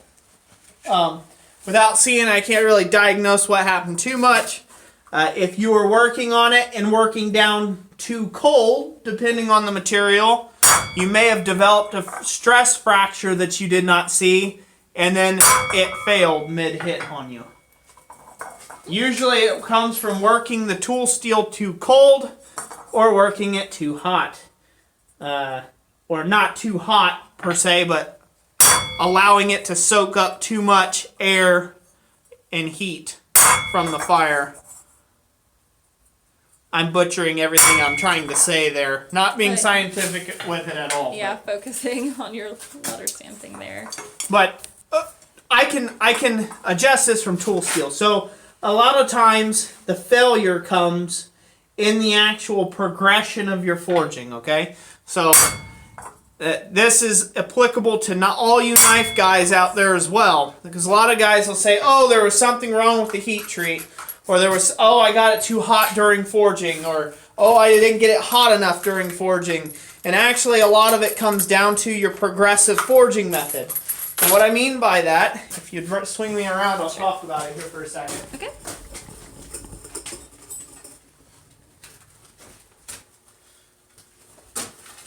So there's a lot of things that can go wrong with a progressive forging method, okay? So what I mean by progressive forging is you got a section of bar, whatever it is, doesn't matter its cross section, doesn't matter its dimension, size, anything. This is applicable to everything that you work on as a blacksmith, okay? And so say you're trying to draw out this material, okay? You are compressing the grain that's in here. as you're hammering on it. You're compressing and elongating it as you go. And so there's a certain progression of hammer strokes that you're supposed to be using. A lot of guys, the thing is they might hit the bar here, and then they'll hit the bar here, and then they might hit the bar in between, and then they might hit the bar back here, and they get no progression. And what's happening is all the while they're packing stress points where this grain is getting in different levels. Do you see what I'm saying? Some of it's elongated, some of it's not. Okay? There's a reason why factories roll material. There's a reason why factories forge stuff in a progressive manner. Okay? That's what I mean by progressive forging in their structure. So if I sweep all this off here, so if you stick with me for a second, when you hammer and draw a piece out into a taper, let's say in this case for a blade, your progressive forging should go in this direction. You should be drawing the material out. So that means you should be pulling the material towards yourself as your hammer blows stay consistent. Or if you're the type that you like to forge with the hammer itself and move the hammer, sometimes that's more handy than on the thing. Your hammer blows should constantly work towards the tip, if that makes sense. Because what that does is that pushes, so say this surface here, and you put a hammer blow in it, that pushes this surface material ahead of your hammer blows. It's pushing the material, the grain structure if you will, it's pushing it and flowing it and making it form out into the shape that you're wanting. If you come in here and you hammer down here, okay, especially with a sharp or something like that, you hammer down here, now you have a stress riser right in this area here. And as you keep hammering back, so you come in here, feeding into it, you hammer down, but that stress riser is still there. And you've created another stress riser. And so on and so forth, and you keep doing that. So there's certain times that you want to planish or come back and dress out the hammer blows. I see guys all the time jerking around with stuff, even under power hammers. You'll see it there when they don't understand progressive forging operation. They'll be feeding into the dies, pulling from the dies, feeding into the dies, pulling into the dies. Feeding into the dies is meant to even up the surface plane. It is not meant to draw material out. And that's where you'll get stress cracks and fractures and things of that nature. And a lot of times it's not seen until you go to the heat treat. And that's where it snaps or comes into with you. Rock Mike asked if a good normalizing would help fix poor forging technique. Yes, usually it will, or a good annealing. It might take several normalizing cycles. That's why they usually recommend that in bladesmithing anyhow, from the people I've talked to in bladesmithing. Usually 3 or 4 good normalization cycles will correct a lot of it. It won't correct all of it. The thing, when you're first beginning, it's very hard to get good, clean forgings. Nice and clean. And when I talk clean, I'm talking clean. They have a sheen to them. Okay, this takes experience. It takes time. You know, it just takes time. You've got to give yourself that leeway and that time, okay, to build up that skill there. But unfortunately, a lot of people, when they forge something, you know, say we're making a blade here, and we're going to call this an upside down kitchen knife, right? They were forging that out, right? And it is just beat to heck and back, and it's lumpy, and it looks like this, right? And it's all like this when they're done with it. They flattened out a piece, and they spread it all out, and they call that forging. And then they come in and they draw your pattern. Oh, I'll just cut all that off. But this was all connected. There was grain structure in here, this whole piece, and this whole thing was compressed. There's smaller grain here, and there might be looser grain over here, so on and so forth. And it's because of that is where most of the problems come from. Because I've seen people do this, do everything right when it comes to heat treat, and still break a blade. Mm-hmm. Or get a big chip, or get a big crack, run into a tomahawk edge, or something like that. Because they just did this choppy, whatever it took to mash out a blob on the end of something, and then they cut the profile out, but they left all those stress risers in there. Just because you grind them off the top doesn't mean that the internal structure hasn't been compromised. And so that's the way that works. Again, I'm not a metallurgist, but I do know my stuff when it comes to material, and all my tools pretty much hold up. So I could use to learn a lot more on this subject, to be honest, to be more helpful for people. Len Bradstead had said, makes sense. John Tompkins says, interesting, got it. I've seen guys practicing using clay bars, now I know why. Yep. So it's progressive forging. I actually taught this in my tongue class.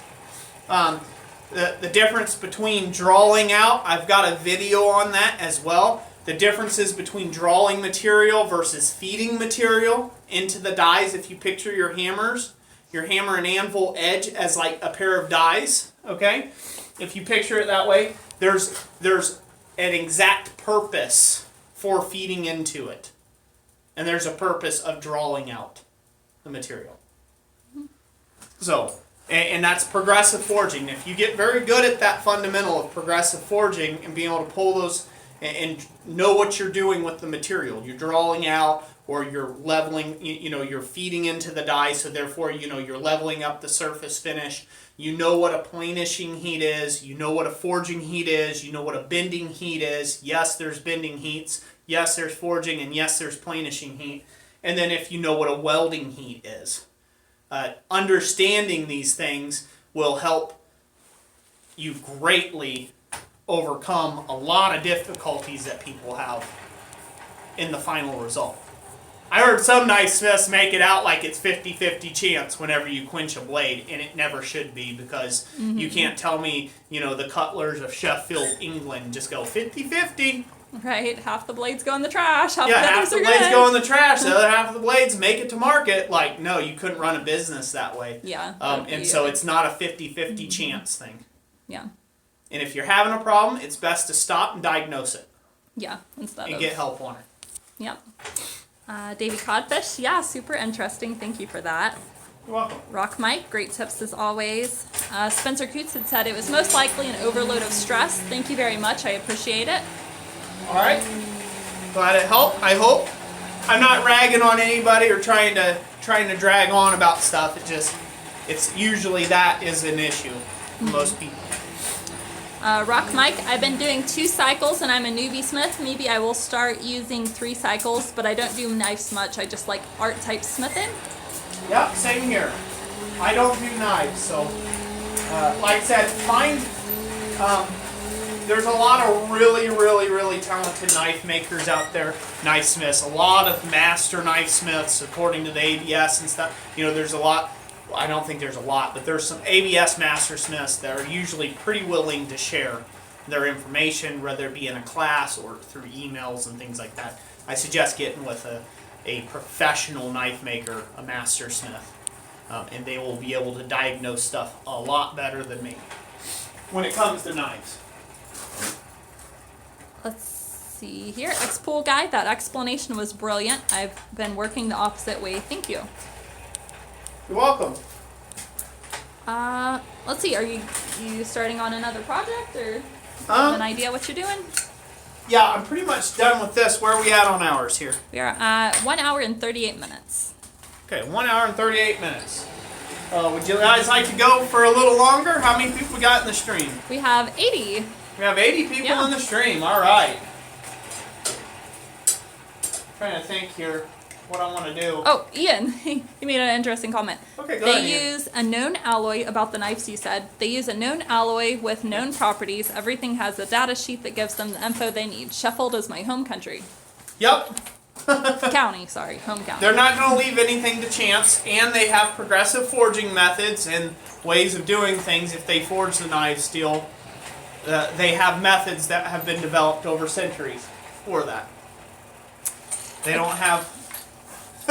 they don't go willy-nilly.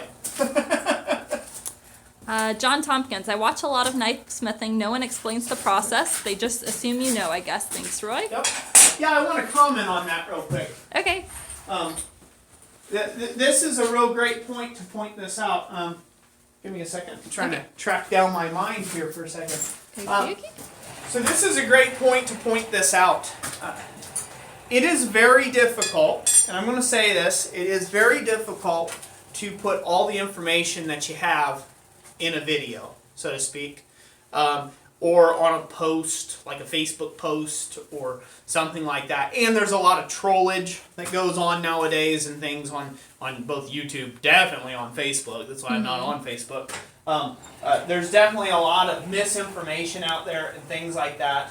Old wives' tales, things like that, okay, that go on. But the biggest thing that I see not translate is, so you watch, say me, or say you watch a guy that's a master like Tom Latney or Peter Ross or somebody else do something, and they make it look effortless. They make it look easy.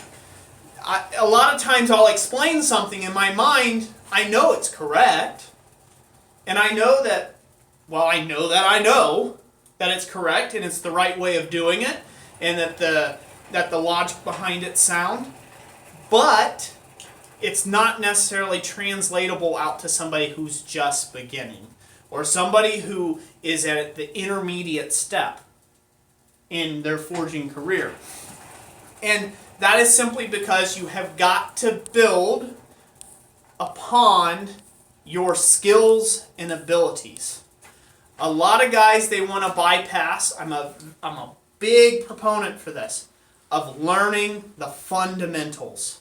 And I will say it again and again and again and again and 1,000 times over again. Learn the fundamentals. Do not skip, go straight to knife making. Do not skip and go straight to trying to shod a horse, okay? Like, you can't skip farrier school and say, I can throw a piece of metal on that hoof. Like, you're either going to make a horse lame or you're going to get kicked in the face. Like, that's going to happen. So, no surgeon says, I got this, right? I don't need school. Let me cut on your brain, right? No neurosurgeon does that, okay? No. It's the same thing in blacksmithing. You don't get a free pass. There are no prima donnas out there. There's no Madonnas whether, you just think you're this rock star, okay? That doesn't happen. Everybody has to go through the same steps, and you either learn the fundamentals now, or you fight with it all the way until you learn that you need to learn the fundamentals later, if that makes sense. Right, so, you can save yourself the headache by... You can save yourself the headache. It sounds ridiculous to stand at an anvil and pull out tapers. But you'd be amazed at how many people who make knives who can't even pull out a decent looking taper on a piece of square bar stock. I mean, it's lumpy and ugly and weird looking. You'd be amazed at how many people can't forge to finish into dimension. Like, even close. I mean, I'm like ballpark, like within a half inch. And it's because they don't have a strong foundation in the fundamentals. You skip ahead because the project is funner than the process at sometimes. So, I don't know, somebody commenting? Oh, yeah. Big comment. So, I'm sure there's a lot of comments here. Just bear with me for just a few more minutes. I'm going to put my ideology out there, okay? And you can take it with a grain of salt or whatever. But a lot of guys, and this has been my biggest problem with guys that say, I want to make knives. A lot of times it's followed up by, I'm like, okay, well, here, let me show you how to put a point on the end of a bar. I don't even know, I want to make knives, right? So they think, oh, that's ornamental smithing. No, that's the fundamentals. If you don't know how to put a point on the end of the bar, if you don't know how to segregate off material, if you don't know how to create shoulders, if you don't know how to create upsets, you're going to be severely and fundamentally limited in your knife making work. It's one thing if you're just plasma cutting out a knife blank out of a piece of tool steel, and then you're just grinding it to shape and throwing some scales on it, and then boom, you make knives and you're a knife maker. But that's not forging. That's not forging, and that's not going to make you a master bladesmith. It just makes you a knife grinder guy, in my personal opinion. So learn the fundamentals. take your time and get good at the craft. Get good at the fundamentals, and then specialize in what you want to do. Because then things will come easier to you. So, things like making knives, I say it all the time. It's keep it flat and pointy, fellas. Keep it flat and pointy. And I know that's kind of a geriatric response. I kind of make it like I'm like knife making's beneath me, but it's the forging. I've got criticized because I say there's not enough interest in it for me because there's not enough forging dimension. People get all in it up care. Oh, I'll make some Damascus and make feather pattern and all this other. I don't care about none of that.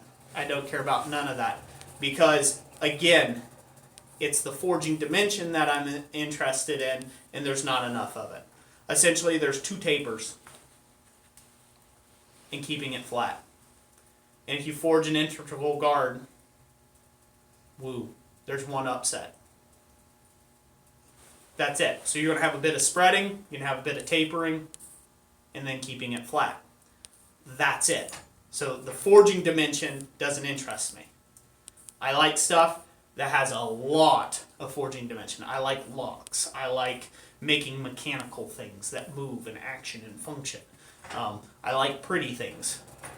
Knives are gorgeous if they're done correctly, if they're done by somebody who's competent in the forging aspect of it. They can be the most gorgeous works of art out there. Some of them. So, there's my thoughts. Man, that was a rant. Sorry, that's a Roy rant, by the way. Somebody asked earlier, no Roy rants today? So there you go. You just had to be patient. There you go. You just had a Roy rant. That's how I get into them. People ask, well, how do you really feel about that, Roy? Well, there you have it. You got it now. So I was showing exercise in that. I'll just show an exercise in forging. Go ahead. See what you say. Oh, by the way, Paul Scratch, hi. Forged. Paul, good to have you here. He says, forged locks blow my mind. Yeah. Ian Lowe, I can almost hear the Darksiders popping a vessel, Roy. They're probably running around right now, thumbs downing all my videos, just for what I have said. I think that's a good enough stop size. Yes. Paul Ellis, that really was a rant, LOL. John Tompkins, not a rant, sharing knowledge. Yep. I have plenty of respect. Let me put it very clear. If I haven't made a bunch of people angry and they just jump ship on me. Let me make it very clear. I have a ton of respect for the guys that make their living making knives. I have a ton of respect for guys that spend a lot of time honing that craft to get stuff perfect and symmetrical and beautiful and pattern welded blades and things like that. Like, tons of respect. It takes mass amount of effort and experience and skill to do that. So I'm not putting down knife makers at all. But there's too many people that jump in on that ship. I'm going to be a knife maker. And they have no clue how to put a point on the end of the bar. To me, that's just, it blows my mind. It just blows my, you don't even know how to punch a hole. You know, so it just blows my mind. But yet, they're masterful. I can't do it. Yeah. Somebody had said, sorry, I'm trying to find your comment now. Go ahead. Somebody had said they had, I think it was Brent Legg. He said, Roy, that's definitely right. I started with making knives and then I quit and concentrated on my fundamentals. It's helped tremendously taking a step back. Yep. And you know what? Every now and then, I have to take a step back. You know, I mean, I don't know everything there is to know about this great craft, you know. And I love taking classes with guys who know a heck of a lot more about a subject I'm interested in, you know. If I'm in a room with a guy that's been doing it for 40 years and I know that his quality of his work of doing it for 40 years, he's my superior in the craft, I button it, man. And I'm just like, let me hear what you have to say. And I'll even do that for new guys that have something interesting they want to share. Maybe it's a technique that I haven't thought of. I'll button it. But arguing about fundamentals, I can argue that one all day long. Actually, it's not worth my time, so I pretty much state my opinion and then I walk away. That's how I do it. But I'm going to show you just a fundamental forging exercise that you can do. Okay? And you can decide your own parameters, however you want to set them down. But the important point is that you set yourself parameters. Okay? That is very important. So I want to take, and with this, I have a piece of 3/8 inch square bar, or 9 mil square, and I want to divide this piece up. Okay? I want to be able to put a 1 inch, draw out exactly 1 inch from a shoulder, a piece of material. So 25 mil. Right here. 1 inch, or, if you will, 25 mil. Right? I want to set down my first shoulder. This is a forging exercise. Okay? Now, opposites of that. I'm going to come back another 1 inch. Right? And I'm going to put another shoulder in this. Or 25 mil, okay, 1 inch. You guys can do the math there, I got it drawn out. Then, I'm going to come back over, and I'm going to do the same thing again, but on the opposite side. And what we're going to hopefully end up with is something that looks like this. You want to impress your friends, this will blow their minds. How do you get stair steps in a piece like that? Again, you may say, well, this has nothing to do with anything. And you're exactly right. Like, I don't know, you can make this as a decorative element maybe. Maybe it won't apply to knife work so much. But it's an example.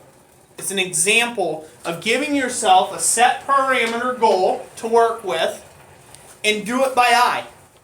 Don't take out the tape measure. Don't put center punch marks. Do it by eye. Say, I want to do 1 inch.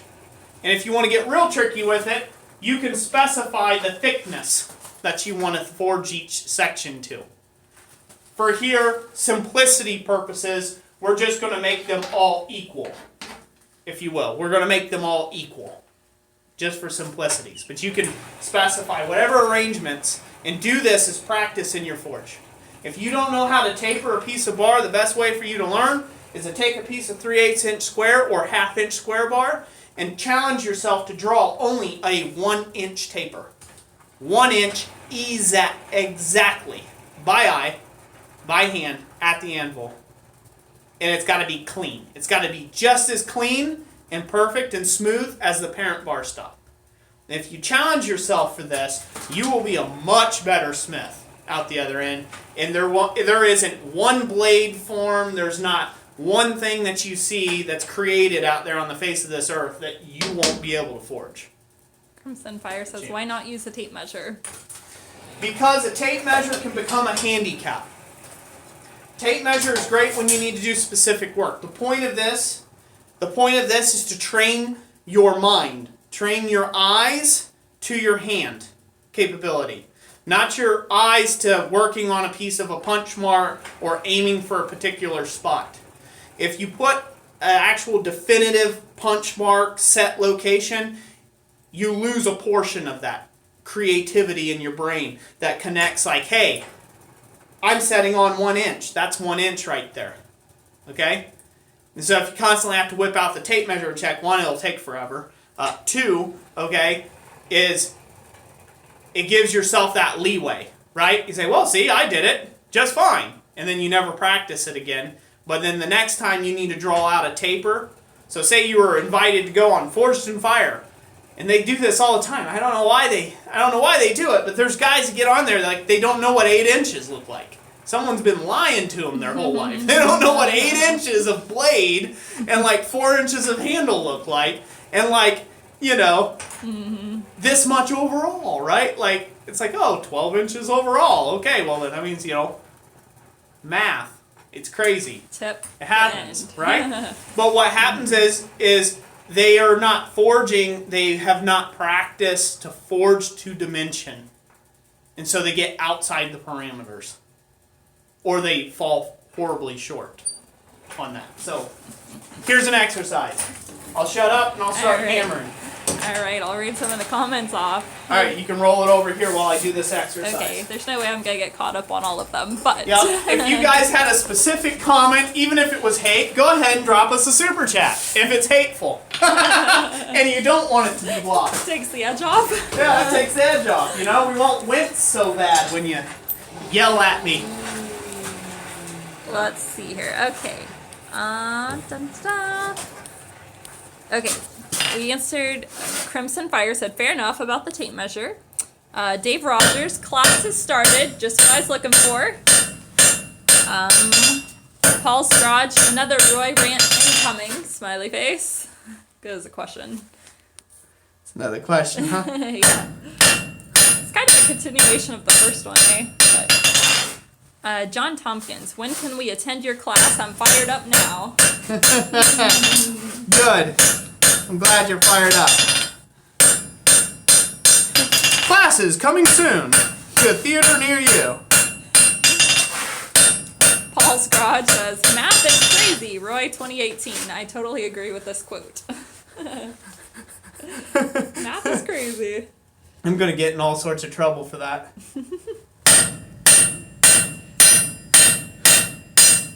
I could do this all day, but...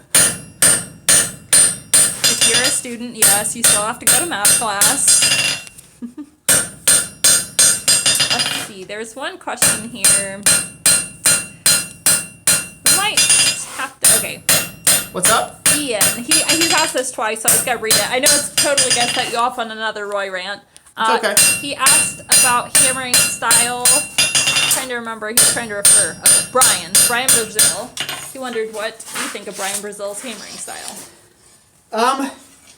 Well, you want the truth, or do you want a doctored response? That's a good question. So, here, I'll answer that here in a second. Okay. See? So we got stair steps, right? We're just starting them. I'm not whipping out the tape measure till the end, and we're going to see how close I come to it. The point is to have 25 mil, or 1 inch, between from this shoulder to that shoulder. And from that shoulder to the end. And then from this shoulder, again, to the next shoulder. That's the ideal. And yeah, this is a 2-inch hammer face. Well, about 1.75 inch hammer face. So it doesn't quite get all the way in to where I need to be. See? Mm-hmm. So it can become a problem real quick if I don't watch it. Hopefully you're still seeing us. Okay. Hopefully. You want to open the door? Maybe that would give us better service. It could. I think it might have had something to do with someone was just calling us, and that might have, because it looks like we're trying back. to call us? Yeah. Okay. Who? Your mother. Okay, she can wait. Graham, can you see us now? He said lost you. Okay. We'll Can see. everybody Wait a see us second, still? see. Are we here? Are we here? Okay, we're back. Good. Okay. Yeah, somebody tried to call. Sorry for the interruption. Now back to our regular viewing pleasure. Yep, back to our regular viewing pleasure. So, somebody had asked, what does Roy think of Brian Brazil's hammering style? Yes, Ian Lowe. I'm ready to take some hate. Okay. You ready for this? Are we ready? Okay. Oh. I lost it. I'll pick that up later from the bottom of the bay. bay. I thought it wasn't sharp enough. Okay. Anyways. So, here's my theory on it. And I'm going to give it in the most politically correct, nice way that I can. If you enjoy hammering that way, more power to you. Go ahead. I do not appreciate the hammering style. And the reason why is because I am suffering from tendinitis right now as I stand here before you today, because I thought I could swing a large hammer for long hours by myself. And I've jacked my body up, and I have a lot of issues now today because I didn't listen to other smiths that said I needed to hold the hammer differently. I corrected my hammer style. A lot of things went away. I used to have shooting pains up my thumb. I got rid of that because I was doing where I saw another guy had his thumb on top. I moved the thumb off the top. I got rid of that. But then I was having problems where I was getting a lot, and I do mean a lot of throbbing, like in my elbow and things like that. And I talked to an older gentleman that I respect a lot, and he had enough nerve to take and tell me that I was doing it the wrong way. And I was using too big of a hammer, and I was not using long enough of a handle grip. And the hammer that's in question is actually sitting over here somewhere. Sitting over there on the ground, I think. See it there? The big... It should be sitting somewhere there, right there behind the red cart. Just push the red cart out of the way. Okay. There you go, so you're right there. So I used to joke all the time at my local blacksmithing club, and I was quite cocky, and I would brag about how much metal I could move with this big, large hammer here. This is looking oddly familiar, isn't it? Is that Mr. Thumper? This is Mr. Thumper. That's a little rusty. And I used to joke, and I carved it in the side here. You can't see it anymore because it's rusted over. And I joked. I said, this is Roy's. This is Mr. Thumper, Roy's power hammer, right? And so I suffer now because I did not listen to the reason we evolved, grew a brain, and don't hold stuff by the hammerhead. We went from smithing with rocks in our bare hands, and somebody went, ooh, I think I'll put a handle in here. Why? Why did we do that? Why on earth? This is a rant. This sends me into a rant. Yes, you're right.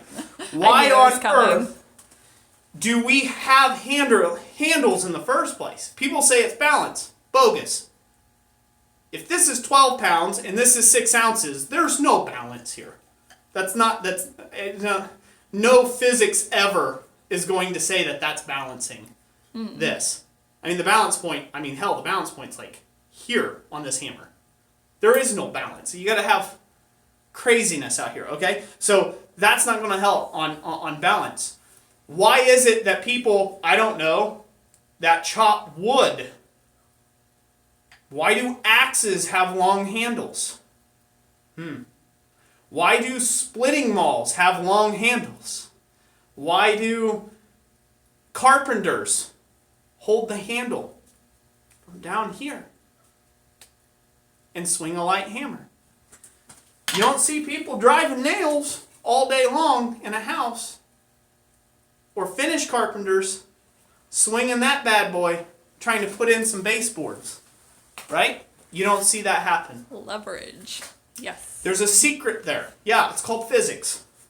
Things happen when you put weight at the end of a fulcrum point. Things happen. It's cool stuff. I'm going to try not to be a jerk with this at all. But and I'm probably coming across insanely like that, like a jerk. Brian has his own style. He likes to do his style. Okay? And and I've gotten in trouble for calling it a fad before. And it is a fad. I hate to tell you this. Because there's a whole lot of people who've forgotten all about Uri Hoffy. Uri Hoffy was a fad. The Hoffy hammer was everywhere. Like, you couldn't go to a quad state and not see a Hoffy hammer in somebody's hands. It was a big popularized thing, like there was some secret that was let out of the gate that has never before been seen or discovered, and then it faded out, and people go with what works. Not everybody's bodies are the same. Not everybody's body mechanics are the same. Some guys can't lift weight, and I feel sad. I feel saddened by the fact that a lot of smiths that are getting into it are being bullied, even in some cases, that you're not a man and you're not a real smith until you can swing a 5 or a 6 or a 10 or a 12-pound hammer by yourself. Like, that makes no sense whatsoever. Blacksmithing is about this. We were given this thing for a reason. No, not the hat. It's called the nugget. You know, we were given a brain for a reason. There's a reason why we've developed power hammers over the centuries. They last longer than strikers do. They have a longer life expectancy. Don't believe me? I don't know. Look at any nozzle hammer ever. You know, steel don't care. It can swing all day. So, What's going on? Ian Lowe, he said, it's not his style of hammer, that's just an oversized farrier's turning hammer. My question was about his use of the anvil edge to break stock on the quarter turn. So he thought it was bad for the structure of the steel, was his thoughts. Well, that was his thought. So it's a complicated topic because it's you're talking about a very popular individual, okay? So it's a very popular individual. And so stuff like that. So if I knock him on his technique, okay? If I knock him on his technique, I'm going to get hit with a ton of hate. If I knock him on his hammer control or something I don't particularly like that doesn't jive with me, I'm going to take hate for that. So as far as the structure of the steel, he does a lot of feeding into the dies, and I already discussed that about progressive forging. There is a time and place for that, and then there's not a time and place for that, and it does affect it. It just does. It would be very interesting to see if I'm 100% wrong and actually have somebody at a lab, like, cut a piece of bar that's been forged by Brian and one forged by somebody else doing a completely opposite technique, and then, like, spectron microscope it and actually look at the grain structure and all that cool stuff. And so that way you don't have a hypothetical. But in my understanding of it, like I said, there's a reason why factories have a progressive drawing out technique, and it's kind of the thing that's been the staple for ages. When you feed into the dies, there's a place for that. I think it supports the style quite a bit. Now, if you see it on Brian's, one of the things that helps out with he's essentially using his edges of his anvils as large fullers, or as decent sized fullering material, if you will, okay? And so instead of having a fuller in the hardy hole or using the anvil itself to shape like the horn or something like that, he's using very radiused edges as like large fullers. So in that case, it could eliminate a lot of the sharpness or the stepping, that progressive stepping action, and maybe the grain structure is okay in that respect. Long-winded answer. There. Sorry. Off my rant. Hopefully everybody liked that. Nobody may have liked that. Gotta watch it. Gotta watch it. I'm in trouble. I'm so in trouble right now. Ian, you're gonna get me so in trouble. Like, I'm gonna have like 100 people unsubscribed tonight, probably. I don't know. There's only 57 people in here, so I don't know. Yeah, they're gonna share it around. This is gonna happen. They're like, ha ha! We caught Roy. Yeah, Paul Scrodge had mentioned excellent Roy rant per minute ratio in this live stream. It really is. Guys, it really ultimately, as I've expressed my thoughts in the last live stream on it, I couldn't care less about what hammer you use. I couldn't care less about what smithing style, what master smith you claim's the best, what person's your favorite person, your idol, your guy of choice, your girl of choice. I don't care. What I care about is the finish of your ironwork. That's what you leave behind you. That's what will be attached to your name throughout the ages. Dayoy says, how heavy is the thumper, though? Thumper was 12 pounds. And then I thought I could skirt it, and I went with a 6-pound hammer after that. And still, anyway, still had problems. That rant's over. I won't get into that. And now to the anvil. Okay, it might be a little too early for this. Nope, you're good. Perfect? Okay. Nope, you're good. There we go.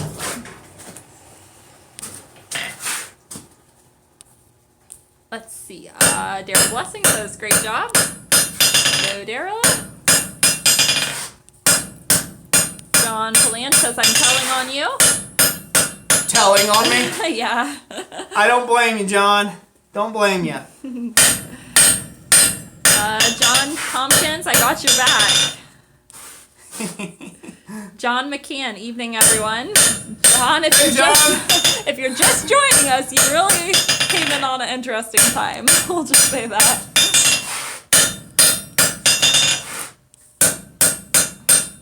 Let's see, Paul's garage is at tendonitis hurts, can confirm. Brent Legg, my go-to blacksmithing hammer is a 2.5 pound crossbeam. Works great for me with moving metal. Yep. John Palange, I'm using a small ball peen hammer right now while the tendonitis cools down. Oh, the tendonitis cools down. Is that what he said? Yeah. Well played, sir. Well played. All right, so there we go. We see the stair stepping. Yep, it's in there. All right, I'm going to just keep that up for a little bit because I just think it looks neat. Why not? Yeah. So I'm going to go ahead and take one more heat on this. Okay. Then we're going to get some measurement and see how close any of them steps became. Go ahead. Could make an interesting handle maybe, or I don't know. Kind of handle looking. It looks like lightning, says Ben Toombs. I thought you said you had to leave, Ben. Or were you joking? So if you wanted to take and forge a lightning bolt, that's how you do it. That's how you do it.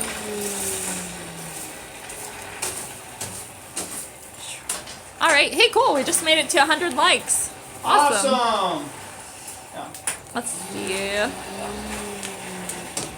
Roy's Rants should be tonight's title of tonight's live stream, says Mike. Mike G. Yeah. You know, the one thing I like to point out here, I am not one that I like to bash on people. I don't like to bash on people. I like you to make up your own thought process and your own decisions on that. I know for me personally, nope. Nope, wouldn't do it. And I wouldn't advise either. But that's me, personally. So, everybody else, you gotta do what you do, follow who you like. Once again, it's the finish of the ironwork. Finish of the ironwork. Couldn't care if you could get it done in one heat. Doesn't matter. There's no value in it. No value in getting something done in one heat. Come work with me for 14 hours a day, and then you'll see if I care whether you got something done in one heat or not. Come work with me for 14 hours. Then you have room to talk. Do all these things in one heat. I need to hire you for everything in one heat. I need to see it. 14 hours, though, I want out of you. 14 straight. So if you can do that, oh, shushy. John McCann, this has got to be about Joey. Actually, no. Nope. Nope, not this time. It was a different one. No. Oh. Yeah, there was a stinker video out there, show me better and stuff, and there's people who have already made reply videos and things, and Two people asked about it. Yeah. I mean, yeah, I don't have to get into that because warning, third row. I'm already bigger than everyone else. We'll just leave it at that. If anybody knows what that means. The Dutch kid. Yes, the Dutch kid, Ian. the Dutch kid, Ian. Oh, I like Joey. I'm a subscriber of his, a long-time subscriber of his. Youth is a beautiful thing. Let's just leave it at that. Youth's a beautiful thing. Youth is a beautiful thing. Paul's Garage. If I had to swing that hammer for 14 hours, my arm would fall off. Yeah. Well, this is a lot nicer than this after 14 hours. Oh, yeah. I just want to see it. After. Gosh, I just want to see it. And I want to see beautiful ironwork. I want to see it smooth as a baby's bottom when you're done with it.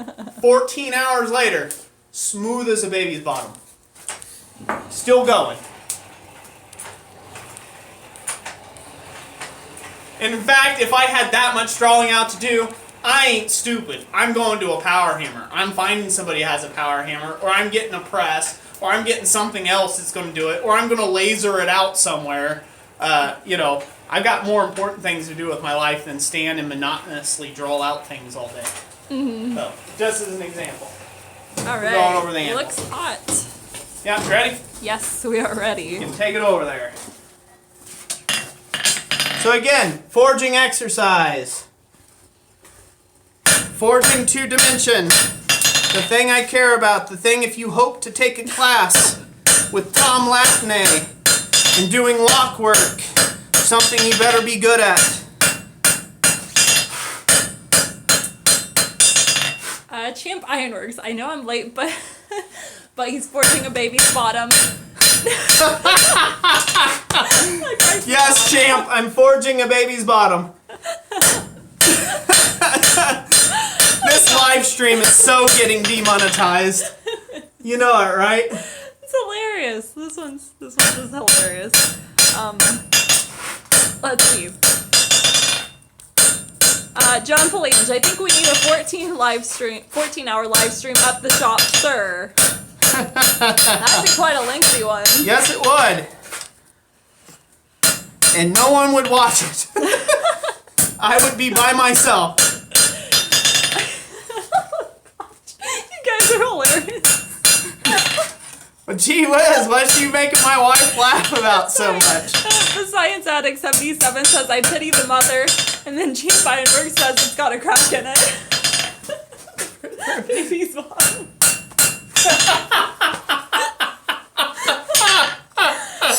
Okay. Oh gosh, you guys are hams, man. This is the best live stream yet, I think. I think so. Alright, we'll see how far I did. I already know I've screwed this thing up, but we'll see what our distances are. It's a good enough forging exercise. Lightning bolt. You guys see it? Ta-da!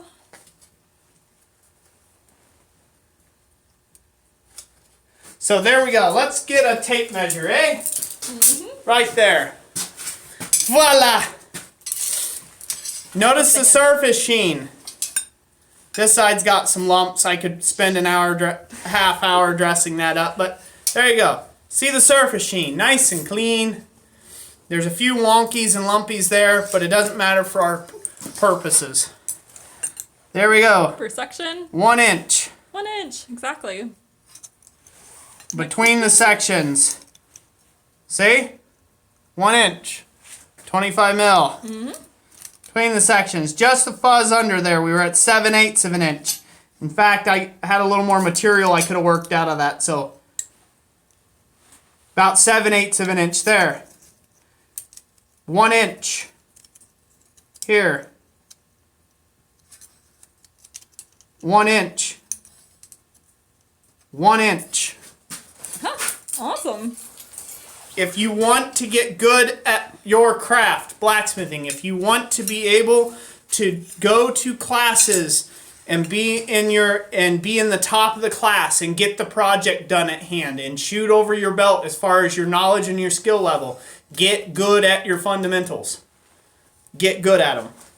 If you get good at being able to do this by eye, not only will you wow all your friends, you can say, I can forge as smooth as a baby bottom. There we go. Any questions? Let's see. John McCann says inchworm. John Palanche says nice. Paul Ellis, skillfully done, sir. John Tompkins, where's the registration form? There you go. Brian Neely, just put a little zinc cream on it and it'll smooth right up. A little zinc cream. That's good stuff. So I want to be real clear real quick before I go on any more with anything else, okay? I want to be very clear that this is not me trying to take and puff my own tail feathers here. Okay? That's not what this is. This is me trying to help people with understanding that with just some practice doing stuff like this, not only do you come out with a cool, neat example piece, but you grow in confidence in your smithing ability, and you can take on really diverse work then. Instead of saying, I have no clue how I would make that, you can say, oh, I think I got an ideal, and you can run with it because you know that you can forge it to dimension. And so it's those fundamentals. That's what I'm trying to put out there to you. It's not about how great Roy is, because I need a lot of work. I need a lot of work in my smithing ability. But I am definitely founded and grounded in the fundamentals. It's what has allowed me to take and do some of the weird and interesting and cool and elaborate stuff that I've been able to do in my relatively short career as a blacksmith. And be able to say yes to jobs instead of, nope, don't know how to do it. John plan says, stressing fundamentals. It's what you've done since your first bit of yours I saw. That's why I keep coming back. Well, I'm glad that that works for somebody. I hate that. So, Alright, is that, well, we're 2 hours and 20 minutes in. we're 2 hours and 20 minutes in. Alright. Yeah, it's going to be it, pretty much, I think. I'm going to do one more thing. Actually, I could probably teach for, probably just talk for 10 minutes. Yeah. The end of it. Okay. People have already heard me talk enough, but here, I'm going to show a 1-inch cleanly forged taper. And just to give you guys something to aim for. Once again, not because I'm amazing, but because it's something worth shooting for in your work and in your craft. It's worth doing well. It's not, it could be done in 1 heat, it could be done in 5 heats, it could be done in 100 heats, as long as it looks good. The finished piece is what matters. In your understanding. What's up? Questions? Let's see. Ian Lou, the first exercise I was ever given was a block of wood with a load of nails in it. Each was spaced as far apart as half a hammerhead. The aim was to drive the nails one at a time without missing. Yep. That's a great practice. And I'm going to give one more because I know we have a lot of new guys. I think there's a lot of new guys probably part of the stream too as well. I know there's a bunch of people out there. I probably need to do another video on this. But I did a video quite some time ago of how to practice hammer accuracy, how to improve hammer accuracy. You can go check the site for that. Check our channel for that in the playlist section. There's one on hammer accuracy or how to improve hammer accuracy. And in that video, I showed a technique that was taught to me.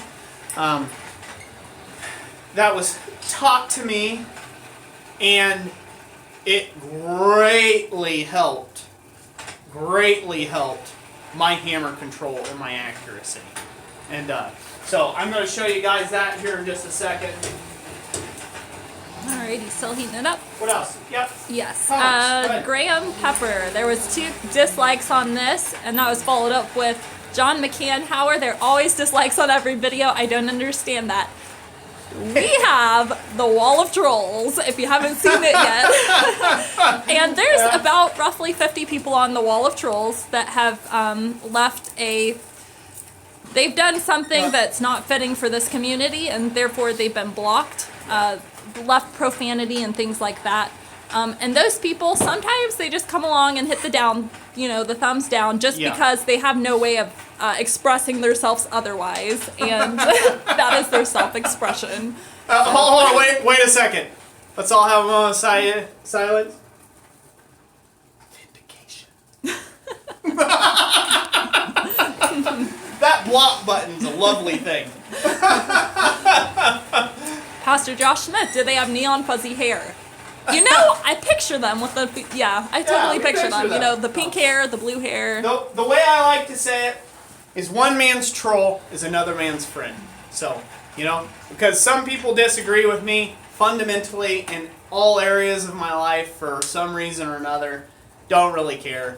I've got over 18,400 subscribers now. People like you guys that are sticking with us, that actually give a darn about the fact that I'm putting effort into trying to teach out there, trying to teach business, trying to teach what I know, and just be a generally all-around good person, and trying to give back to the craft that I feel has given me so much. And so there's people who hate me for that. Don't like my hair color. Don't like my voice. My demeanor. I have an authoritarian teaching style. So it's kind of like your dad saying, boy, listen up, kind of thing. That's kind of my teaching style. There's other people who are like, well, the salt and the stars and the sun and the moon and things happen and sometimes you get a good product, sometimes you don't, and things like that. There's that kind of teaching style. That's not me. So if you're on this channel and you're hoping for somebody to be really laid back and relaxed, it's just not me. But apparently there's over 18,000 people that enjoy watching our content. So for the little bit of hate that we do get, it doesn't actually affect us that much. And in fact, your thumbs down doesn't do anything. Yeah. Your thumbs down actually boosts us in search engines. Yep, Ian mentioned that. Because it's actually considered negative publicity, and negative publicity goes very far. And so it actually doesn't even matter. You just look at the front page of YouTube or Facebook, and there's usually some sort of political something up there. Bad press. Travels far. So if people are like, oh, bunch of thumbs down, it does nothing. It does absolutely nothing. If you get a thumbs down on your video, don't let it hurt your feelings.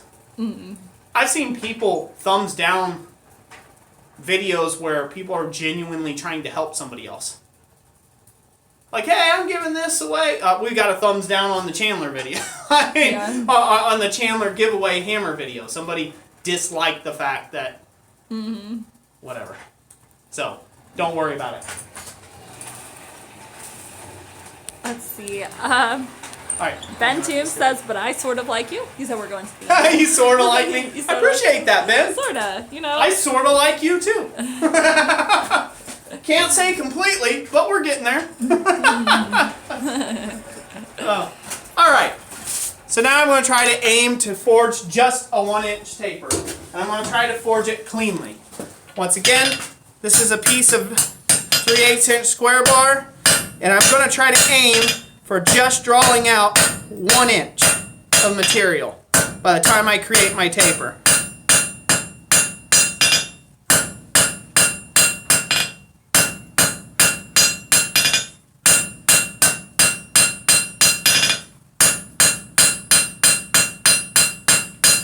Once again, no ruler, don't cheat.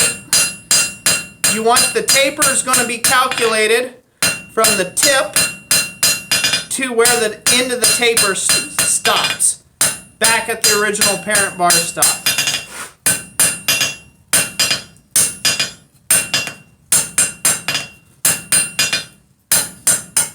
Oh, by the way, back to the Brian Brazil thing for a second. I want to just throw that out there.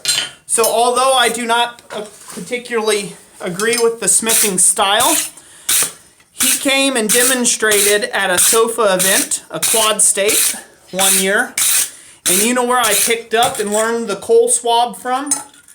Brian Brazil. So even though I don't particularly follow his smithing style, I was still able to learn something from him. Yep.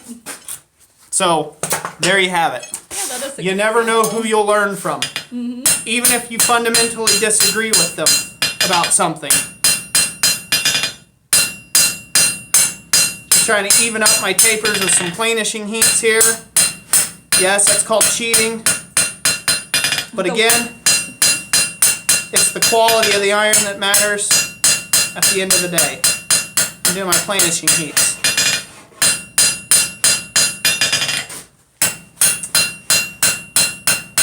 John Tompkins, the coal swab is a rag on the end of a metal bar that's just used, instead of using a pouring cup to pour water on the forge. For those of you who aren't familiar with what coal swab is. Yep. Andy has a video on it. Okay, so there we go. There's a symmetrical taper. I don't know if anybody can see that okay. Yeah. You see that okay? All right, so the goal here is, can they see that line there? Yes, it's Okay, so vaguely on there. So right here is the end of my taper. This is the beginning of the parent bar, and this is where it slopes down to the end of the taper. I was aiming for 1 inch or 25 mil, and I got just a fuzz over. 1 1/16. See? Yep. And probably if I would have stopped hammering on it just a few licks ago, it wouldn't have been that 1/16. So that's what you want to do with your forging practice. When you're practicing your forging. Can't see it here. Let me try to get in a little closer. I'm not sure if the camera will focus here. There. Looks like it's focusing. That's good. You see the flat there? Yeah. Yeah, you can see the way the light reflects off of it. Yep, Ian Lowe, start your taper at the front and work your way back. That's a great way of doing it. There you go. It's pretty close to 25 mil or 1 inch. Not close enough for production work if it needed to be exact, but it's close enough for our example piece tonight. Thank you, Graham. Appreciate it. You gonna make a leaf out of it? Oh, yeah. Are we going to make a leaf out of it? I can. Yeah, You want me to make a leaf out of it? I can. There we go. Why not? Why the heck not? Let's do it. Thank you for that $2 super chat, Graham. Really appreciate that. Back to the forge. All right, we'll heat this up. It won't take too long. Science Addict 77. Hey Jess, who is the one to suggest to start making YouTube videos? You or Roy? Actually Roy. That was me. Yep, that was him. He met somebody at a class he took, and the guy does some YouTube occasionally here on YouTube. And Roy's like, why not give it a try? And that was kind of the beginning. And then we took a year break from it and came back to it. John Palange, no, we do not have a Patreon. We do have a PayPal donate button if you go to the About Us section of our channel, and you'll find that there if you're interested in donating in that way. Let's see. I was going to read it here. Let's see. Know What the Mom Knows. Thanks for joining us today, by the way. Yep. Champ Ironworks. Hey, Jess, do you guys have a video for the hand sculpture that punched through the plate? The one holding the little hammer. Do we? I do not have a video. I have a video on forging the hand. I do not have a video of the actual sculptural bit where I punched through the plate. I don't have that. What technique are you most interested in? I don't really want to forge another hand just for that because I already got it. Are you interested in the punch through the plate? Okay, I'll look for that. The hand or the hammer? What's up?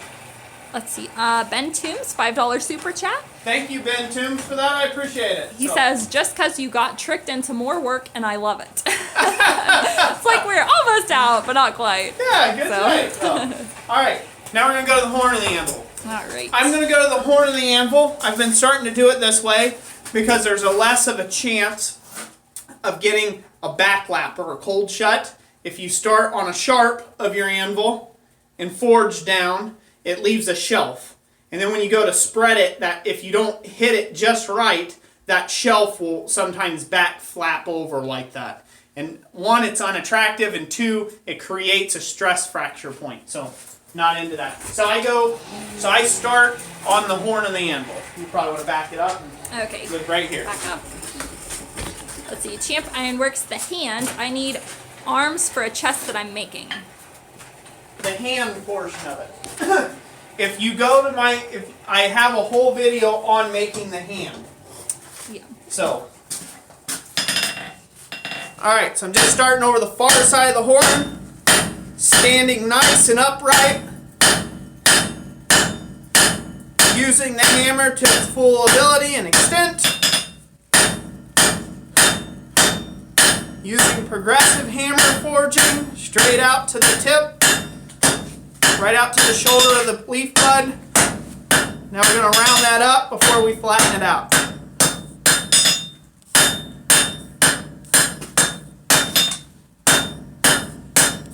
And you can get as clean with this as you like. If I'm doing organic work, I don't intend on, I don't usually try to clean this up perfectly smooth if I'm doing organic work. Can everybody see that just fine? Yes. You can also see at this point it kind of twisted on me a little bit. But that doesn't matter. This is round. You can twist it back if you don't like that. But then we're going to turn it up on the diamond, obviously, just like you would do leaves, and we'll flatten it out and spread it. Okay, Champ Ironworks, he says, I'll find it. Any idea what section it is? Because, you know, you've got over 500 of them.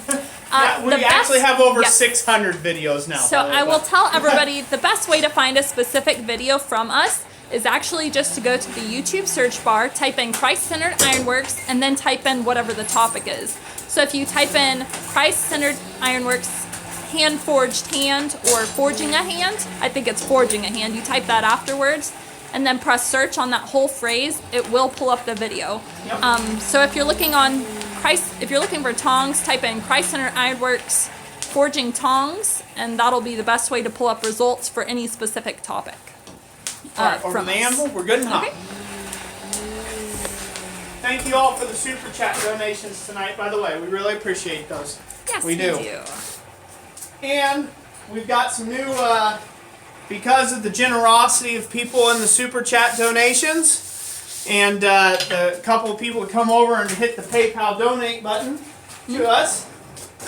We've got some new audio equipment coming in, so the audio should be better.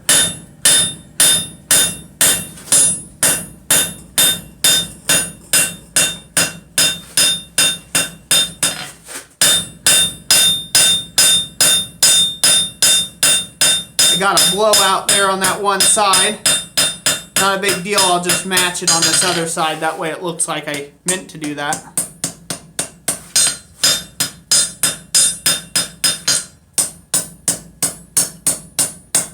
Nothing to worry about. You can still address it. Make it look a little better. Take another heat on this. By the way, I'm striking with the heel of the hammer. Like this. And striking with the toe on this side. Toe on this side, heel on this side. Of that center line. To create that center ridge. Of course, you'd heat that back up now. Back to the fire. Yep. What are you doing, Sugar? I am, yes, sorry. That was a really poor Up here, there we go. relocation. They can take a little shaking. Too. Okay. They know our live streams. Yeah, they're shaky. Champ Ironworks. So Super Chat is supposed to have a $sign in the chat box. I don't have that. Any idea why? It may have to do with your YouTube settings. I probably should. Somebody has asked me this before. I should probably try to look up the answer. We'll research what that is. Yeah. Yeah. If anybody else knows, perhaps you can share it with us. Jeff Sandling. Hi guys. A little late to this one. Just got news. My son is getting married. Going to fire up the forge and hammer with you in celebration tonight. Awesome! Congratulations! I'll try to pay attention as much as possible. Hey, don't contain your excitement for us, buddy. Don't contain your excitement for us. Pastor Josh Smith says it's a visual adventure, Jess. Yeah, like a roller coaster. Yeah. Visual adventure. I love that. I'm going to use that. I'm so going to plagiarize that. It's not even funny. I am. A visual adventure. It's a visual adventure. All right. Going back over the anvil, I'm going to finish this out. All right. And then I'm going to call it quits for the evening. Yes. I've got a long day at work tomorrow as well, so. Ian Lowe asked Roy, would a ball peen help pull out those wings? It might. I don't usually use the ball peen, so I've never gotten adjusted to work with a ball peen. It could probably do good to get right in there. I just usually use my cross peen since it's already in my hand usually. It might actually be more handy than the cross peen if you're pulling out this kind of leaf style.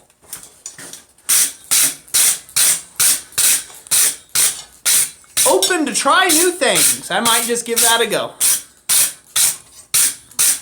Mike G, this one's been a long live stream so far. Yeah, a little longer than we intended, but that's alright. That's alright. I try to put as much information as I can for you fellas out there. There you go. A simple leaf. Yeah, it turned out pretty nice. I like it. It could use some refinement, but it's there. Again, see the sheen? Clean forging. That's what I like. So I appreciate the most. So, okay, that's going to be it for this one. Let's flip it around and say goodbye and do our thing. And hopefully this was informational for people. And people enjoyed it. Woo. Forgive us for not having a cool project to go tonight. Might work. Yeah. Cool. Cool. Yep, you're very welcome, Ezekiel Bacon. I think it's Bacon. Anyways, y'all are very welcome, so. Huh? Cool, Ian Lowe, yeah. Smiths in Germany are good at that. I worked with a guy at Quad State building a bench. Peter Brunner. Peter Brunner, yeah. His name is Peter Brunner. He was from over in Germany. Bavaria or something like that, or Bulgaria, or I Can't remember right now. don't quote me on that. And he had me strike for him all quad state long because he liked my accuracy, and yeah, he was real meticulous about the way it looked, like the forging. So I did notice that. So thank you all so much, by the way. Thank you all for being here. Thank you everybody for the super chats. Pastor Josh Smith, Celia, we appreciate that. Ben Toombs, everybody. Thank you all so much once again for being here. I hope you all really enjoyed this stream. If you did and you haven't hit the like button yet, hit that like button. And, I hope you guys will enjoy all the content that's coming out this upcoming week. We've got a lot of good stuff planned. And then in the month of April, we're going to get back to our normal posting schedule of 3 videos a day. So be looking forward to that for anybody that's been going through withdrawals. Yeah. So. No 3 at 3s lately. Yeah, we haven't done any of the 3 at 3, so. Yep, you're welcome, Ian Lowe. Thank you for being here tonight. Appreciate that. John Tompkins, I appreciate that, sir. Graham, thank you so much for being in the stream. Once again, big thank you to everybody. Ben Toom says, finally, I was wondering. So, Corey Shire, everybody, every last one of you loyal subscribers that stuck with us, God bless you all. Thank you all so much for being here, and we hope that you guys have a great weekend. And I'll see you next Friday on a live stream. I'll see if I can't do something on Wednesday night. I'll see where I'm at on that. I've kind of got something in my brain that I want to do, but we'll see how it goes. So, anyways, God bless you all. Thank you for being here. Bye. Have a great weekend. Bye-bye. See ya.